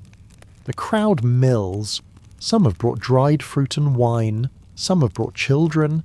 Men talk politics 2 paces from your feet. Women cry and are moved along. A dog's tail flicks dust against your ankle. A fly finds the corner of your eye and drinks. Breathing now is a counting exercise. Push and hang. Shh and... Push and hang, the muscles of your chest tremble like a sail just at luff, the diaphragm flutters, your palate sticks. The word excruciating is a joke that doesn't land. It is too clean a word. This is dirty pain heat, flies, the sweet rot metallic of your own blood cramp at the edge of a cramp salt, climbing through the wound in your heel wood, splinters, walking your spine with every jerky rise. Each choice is worse than the last, but you make it because the body wants. Someone below says your name with tenderness. A soldier answers with a jibe. Someone tosses lots for your tunic. Someone tells a story about a cartwheel and a mule. The sun inches. The city's breath rises. You feel the long mechanical adjustment of your joints' capsule stretching humeral head drifting toward the lip of its cup until the sockets go with a wet low pop that you hear in your teeth. Then the arms are longer. The nerves are electric ropes, and the rib cages are bellows wedged open by a gust. There is a sound you don't expect. It's the sound of silence while thousands of things happen 2 arm spans away, the marketplace yelling, the guards yawning, the wind, moving shirts on a line, a cart's rim squeaking, a woman's grief erupting, a child laughing at a dog. That silence is the distance between other people's lives and your fact. You could die in hours. You could stay days. Some men were left as furniture for the road, renewing the lesson in flies and smell. Some were taken down when the season turned. Some were eaten by weather and the city's eyes. The law could shorten you when it liked. It could lengthen you when it had time. You're not a citizen. That's why you're here. Romans didn't do this to their own, unless they wanted to make a point with the rarest severity. But if you are a foreign slave deserter, the point is made. To reinforce it, they make examples in bulk, like the case Tacitus records a senator murdered by a slave. The law punishes the murderer by crucifixion. To glue fear, they crucify 400 more of that man's slaves, women included, children included, because they failed to protect their master. People protested. The guards drove them back. The cross can be a policy as well as a sentence. There is an older logic here, the body as billboard pane as grammar, the public as reader, deterrence as moral. It shows up wherever power wants to inscribe itself. It is not always a cross of wood. Sometimes it is a pole, sometimes a wire, sometimes a tree, sometimes a beam behind a prison wall. The shape shifts, the function doesn't. You begin to drift tiny flights that last 1 blink, then 2. A taste of vinegar is left on your tongue. A fly drowns in the corner of your eye, and you cannot lift a hand. Your chest refuses to move when you tell it to. The last breath is an argument you don't win. When the soldier decides the spectacle is no longer useful, he shows you the spear's point, the way a teacher shows a child a letter. It enters and does what points do. Blood runs. The centurion nods. A clerk writes. The world resumes its errands. If we open the book of the past, the entries are more than enough. Crucifixion comes from Persia, Assyria, Babylon. Alexander exports it. Romans perfect it. Cicero protests it. Spartacus's followers line the Appian. Eulalia is combed, rolled, crucified, beheaded. Japan uses it on 26 Christians and on Sokichi for murder. Burma nails and mutilates on a frame. Herbert Edwards hangs 63 hours and makes it to 86. Saudi practice tacks a head back to a torso and hangs it on a beam so the message reaches further. There is a single nail archaeologists can point to rusted in the heel of a man from the 1st century to say the records aren't just theatre. There are words Cicero used that 1,000 years cannot dilute, crudi, liessimum taterem mumque supplicium. We are warned finally that some live. Josephus wrote it. Others are pulled down and do not. The variability is the message's threat. You might last the afternoon. You might see 2 sunsets. You might be spared by a neck break. You might be kept by a footrest. The cross is an instrument. The hand at its strings is policy. When you walk away from this hill, you may be tempted to bring a doctrine. Don't. Bring the smell of pitch and iron, the sound of hemp creaking in a knot, the weight of a beam on a back rubbed to raw by a whip. Bring the taste of vinegar and blood, the feel of a nail, asking a bone for room, the sight of a road that makes time pass while a man is busy with breath. Bring the knowledge that excruciating does not mean very bad. It means from the cross. And here at last you understand the etymology in your nerves. The sky goes on being tin. The city goes on being busy. A single post remains in the ground, weathered black. Tomorrow it will be another sign. Today it was you. Choke pear. The pear of anguish. Imagine this. The bedroom is so still you can hear the wood shrink in the walls. The night is cold, the covers thick, the air perfumed with lavender sachets and stale candle wax. A soft click like a fingernail on glass, the window easen, the curtain moves. A darker dark slides off the darker dark and crosses the rug. You jolt upright, don't manage a shout before a hand seals your mouth. The smell of leather and metal as close as a horse stall. No fuss, he says, pleasant almost. Just point. He peels you from the bed with a farmer's gentleness, as if drawing a cutting board to his side. On the table by the window he sets a bright object, a steel pear, 4 petals joined along a central spindle, a small key socket at the base. He turns the key once, notch 1, and the petals flower a little, the body of the pear swelling like a bud with bad manners. He turns again, notch 2, the petals open deeper, the thread whispering a sound that chills the ear. 1 notch nice to look at. 2, not so nice. 3, I don't recommend, he says, eyes on the tool the way a cutler admires a blade he's just stoned. You want to scream. Instead, he lifts the pear lightly like fruit and offers it to your mouth. Cold. The smooth rim touches tongue palate gum, the sweet iron tang of rinsed steel. We stop at 1 if you tell the truth. Lie 2? 3? We have references, he murmurs. The key turns notch 1, the petals open just enough for the pear to cup your palate. You open reflexively to avoid grinding your teeth, and that opening lets a petal slide past the gum line. The key comes out. Breathe through your nose, he pats your cheek, terribly polite. Talking now feels like chewing a stone. Every movement of lip and jaw draws the petal against mucosa, raising beads of blood that salt the flood of saliva and metal. You nod in time with your breathing. Your nose whistles. Where's the stash, he asks. None take all leave us, you force through the choke of it, your voice crumpling like a paper bag. He cocks his head. 2, then. The key goes back, chick turn, and your teeth squeal against steel like 2 saws catching. The petals spread, water stands in your eyes with a pain that gathers in the sinus. Your tongue is herded back a foreign body you can't place. Which room, which board, which key? He prompts a clock in his voice, counting without mercy. It comes up from your chest, breaks on the metal, and spills out in fragments, the room name, the hollow plank, the key hidden in the ink bottle. He nods workmanlike and pulls the key. He doesn't turn it, he just removes it, in case you reconsider. Your neighbour will have a thin key by morning, he says, and he goes the way he came, soft-sealed, cold. You're on your knees, on Woodmouth, pride and helpless. The pear is inside without the man who handles it. Without the key it doesn't shrink. Your tongue doesn't know where to live. Your jaw doesn't know how to close. Each time you swallow, pain jumps like needles from palate to pharynx. Saliva thickens, breathing through your nose clogs with sweat. You lurch into the woodroom, thump the wall, grab a hammer and chisel, useless. The thing's skeletal, as foreign and stubborn as an implanted bone. In the end, you hammer on the servant's door and send someone running for a smith. The smith arrives with a fire-set pincers oil. He walks the way people do into operating rooms. He lights a small lamp, drips oil along a petal's hinge, teases a hand-forged probe into the socket, finds the thread with a tool no thicker than a bird's tongue. A half-turn backward, no bite, an 8th bite. The petals close a hair enough for the tongue to retreat an inch, enough for the nose to take a whole breath. Notch 2 fades out of you the way a burn recedes from a fingertip, not quickly, not slowly, noticeably. You think the story ends at the strongbox, it doesn't.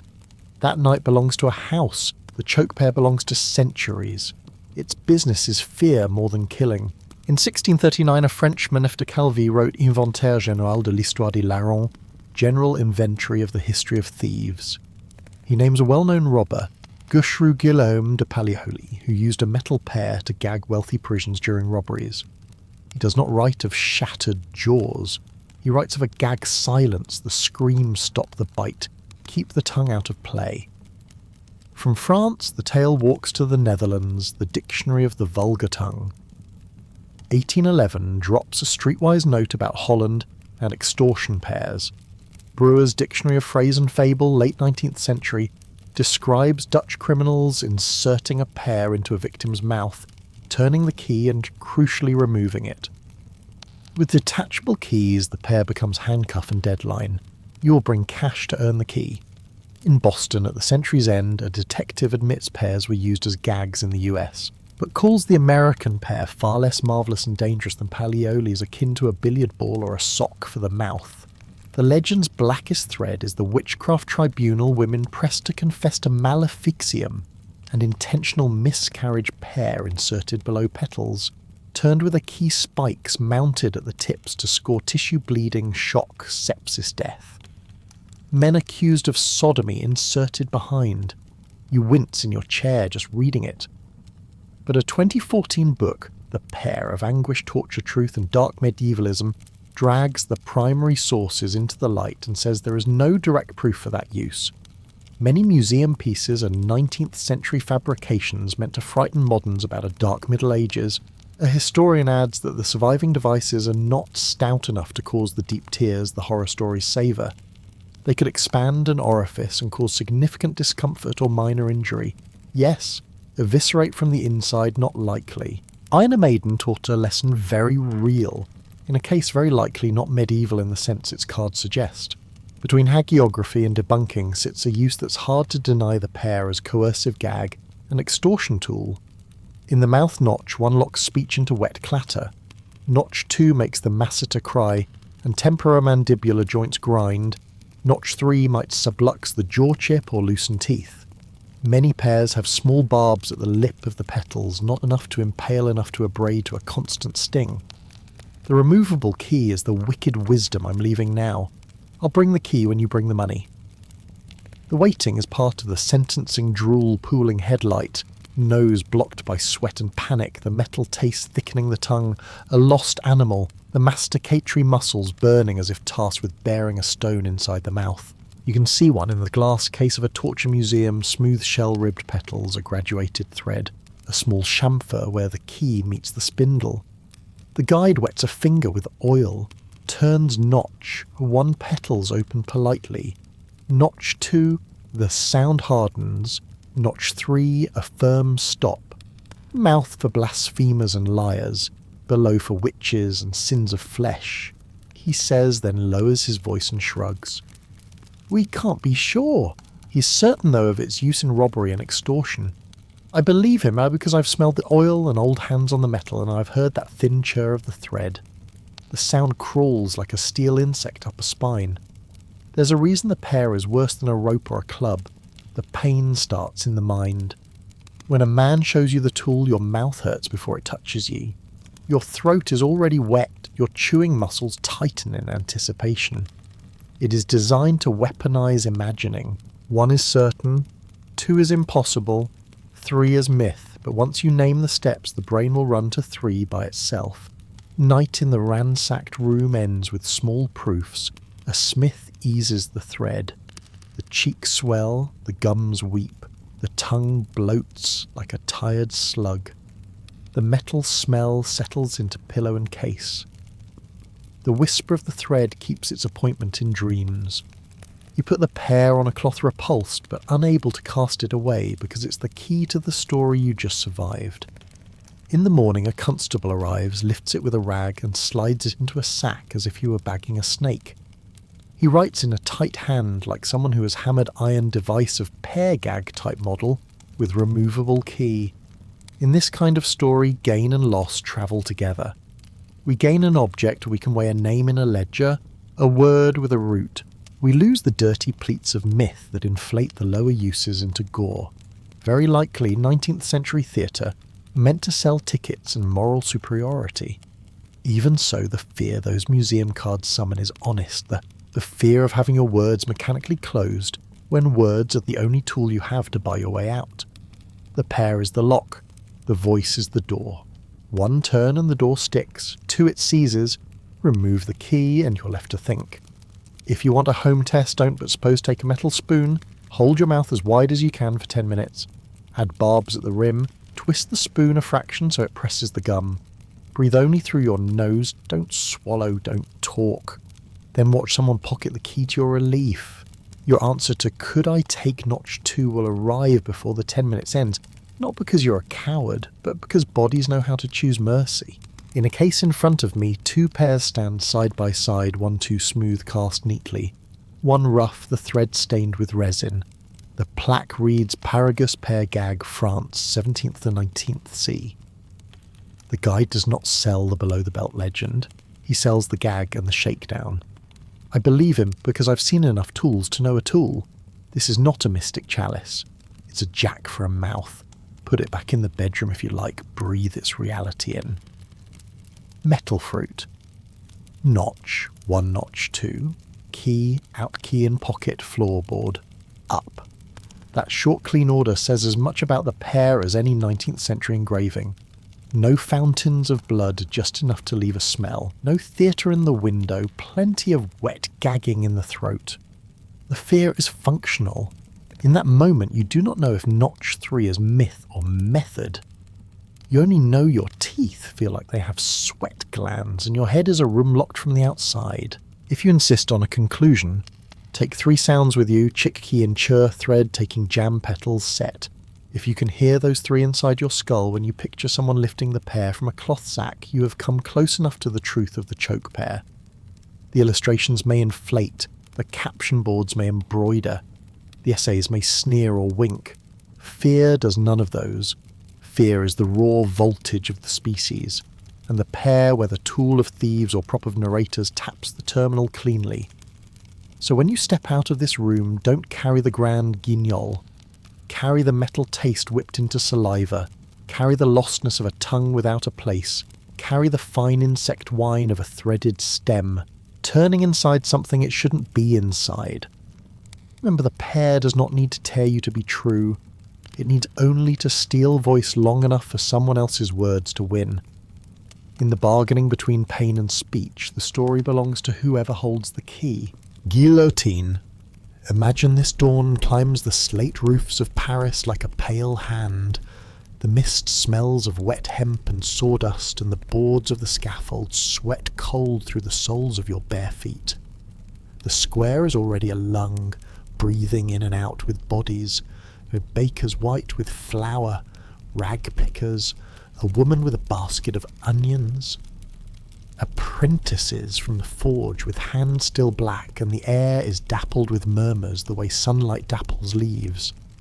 In the middle of it all is a wooden tower, the height of a townhouse window flanked by 2 posts montants, cut straight and true a crosspiece at the top from which a thick rope descends to a triangular blade braced in a heavy iron mouton. Between the posts, 2 grooves of polished oak guide the fall. At waist height, a slotted collar, the lunette waits open like the peeled halves of a walnut shell. A wicker basket sits where the throat will be. Someone has already thrown sawdust over the planking so the blood will grip instead of slick. You taste pitch and iron in the fog, and under that something animal hot copper from yesterday embedded in the grain. A bell rings, not for you, not exactly. For the hour, and for the habit of order. The executioner, his coat clean, his movements spare, tests the rope with a pull, and a glance checks the release with a flip of the lever, then closes the lunette against his own palm to feel the snap of the latch.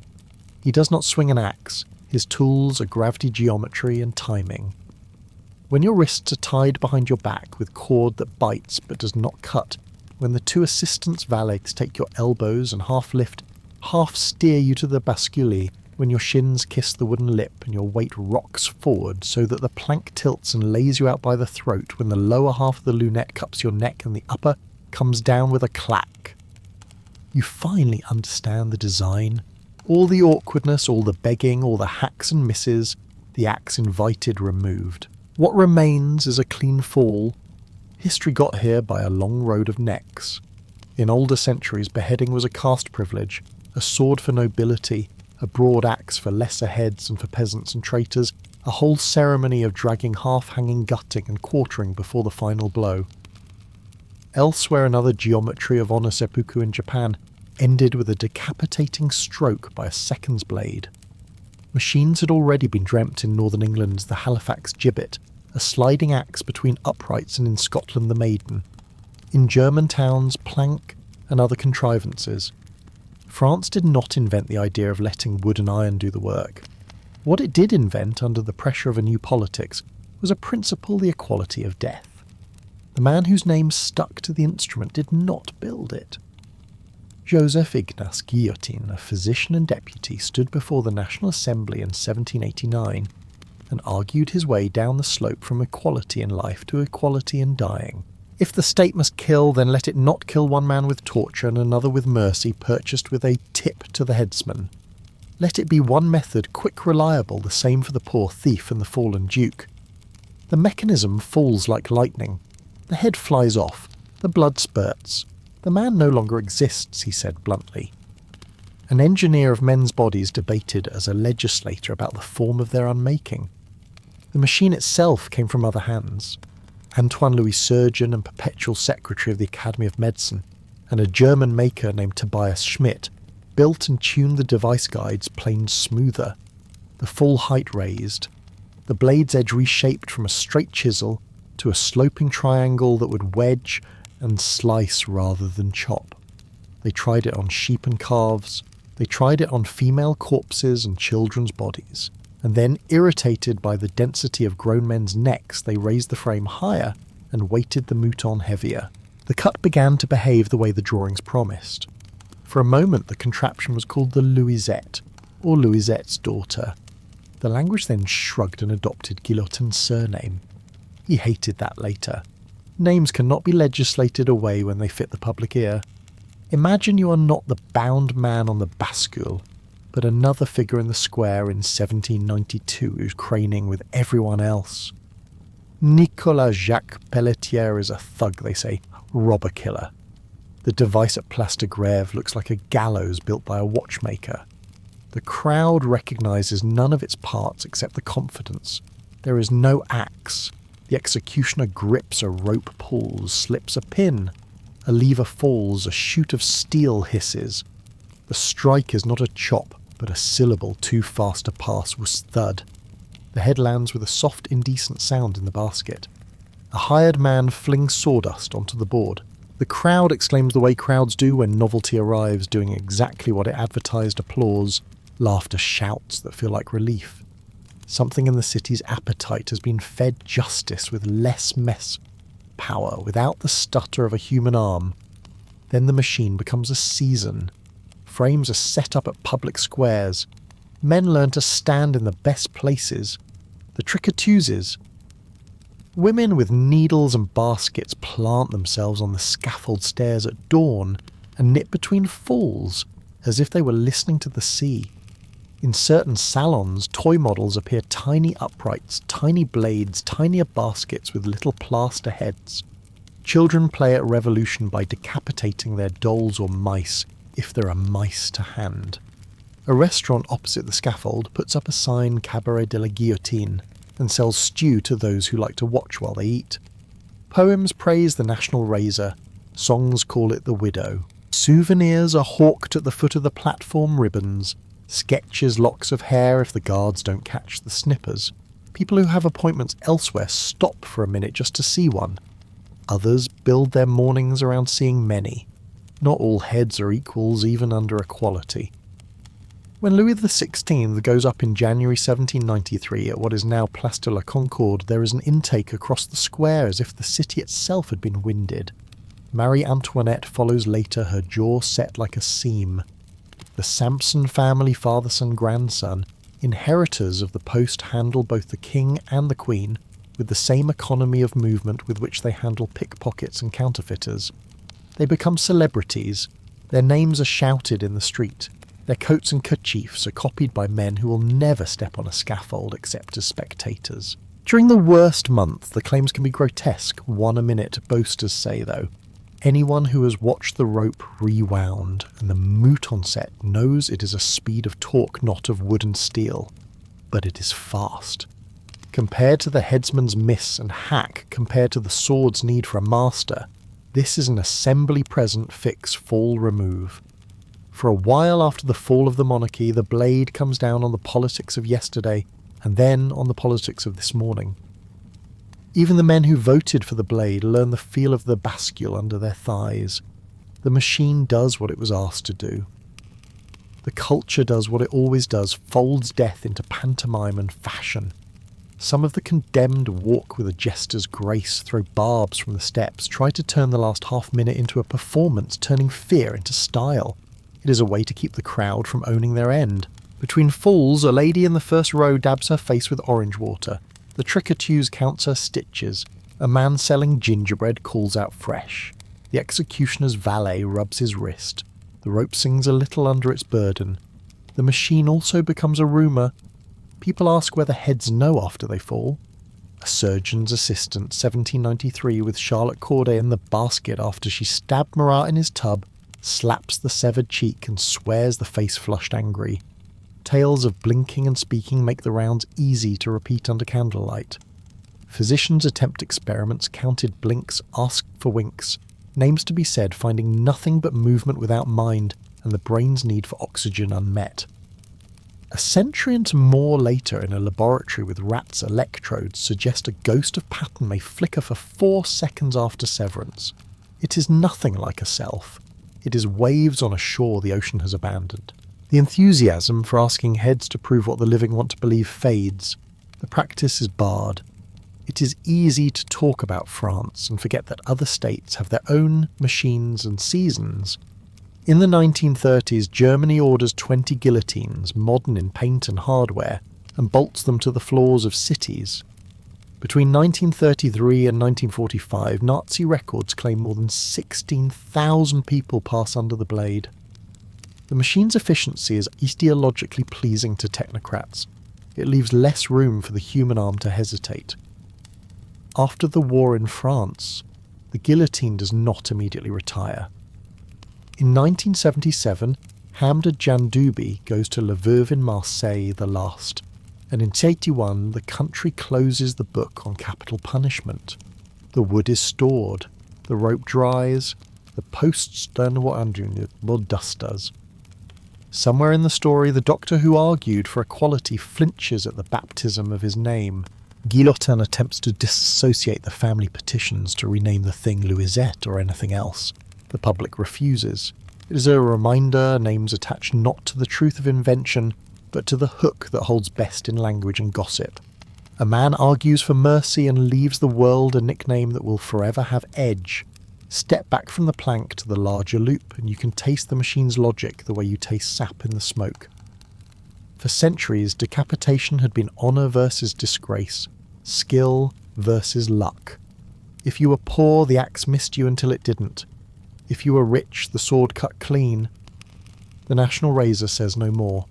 The razor also says faster.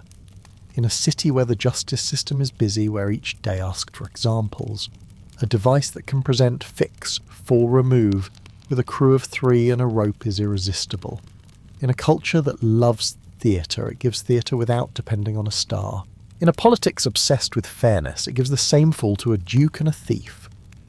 That the same fall can also be tyranny is part of the machine's dark charm. Stand again in the crowd and let this one belong to you. The assistant wipes the edge. A man in the second row faints quietly. The smell of blood warms like broth. Somewhere behind you, a girl laughs at a joke she didn't understand. The rope hums when the pin is pulled. The blade says, the wood says thunk. The basket says nothing. The head freed of lungs and heart lolls in its osier nest and looks like a portrait with too much background. Sawdust hits the boards with a dry hiss. The executioner's hands, careful dry, do 3 things in order lift, present, handoff. He has a day's work and does not put himself into it. He is craft, not judgment. Later you will walk past a window where a toy sits, the same shape, made small, a little lever, a little blade, a little basket. Later you will sit in a cafe and hear someone praise Samson as if he were a conductor. Later at a dinner, someone will point at a silver novelty in the parlour and say how clever it is that the little doll's head pops off so neat. You will not be able to smell sawdust without smelling blood again. You will also see why the device lasted so long. For all its theatre, it is less cruel than most of what it replaced. No boots crushing feet, no rack tearing fibre apart, no wheel breaking bones for hours, no tongs pulling tongue, no oil poured into wounds. 2 seconds from release to end if all runs well. That was Guillotin's argument, and it was no lie. He simply did not predict how excellent at death a city can become when death is turned into a mechanism with a rhythm people can plan their mornings around.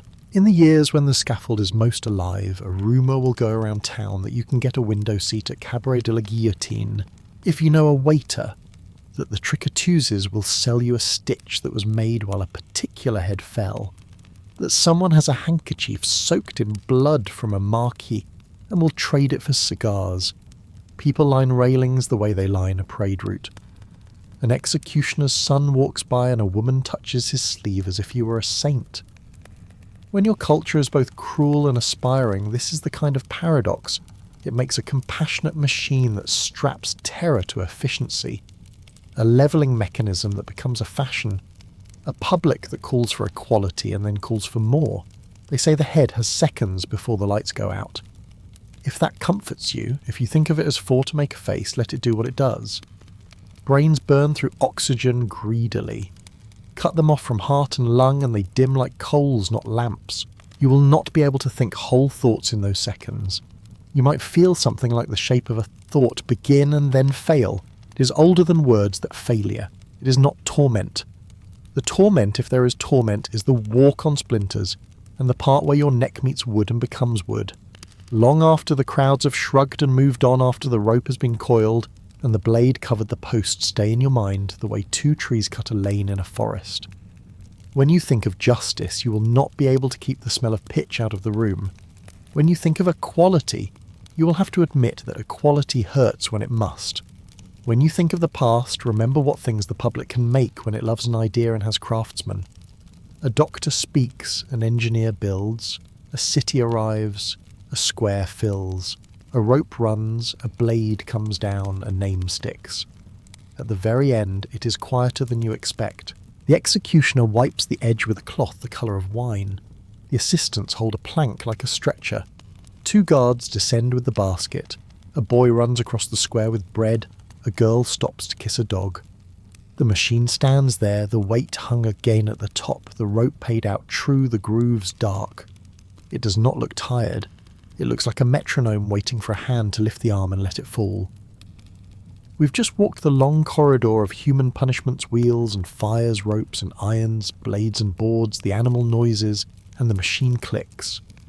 What bound them together was not only gore, but designed fear turned into procedure, pain into rhythm. A body made into a sign the public could read. Some were theatre and propaganda, some were tools of law, a few were museum myths in steel, but the fright they trade in is real. The crowd, the craftsman, the rule book, the moment when they align cruelty scales, and the mechanism does what hands once did. If there's a lesson, it's that the line between justice and spectacle is thin, and it moves when we stop watching. Remember the people inside the machines, the breath, the salt, the small sounds, not just the names on the plaques. Close the page, but keep your nose for pitch and iron sharp, because history only retires its tools. It never retires its appetite unless we make it.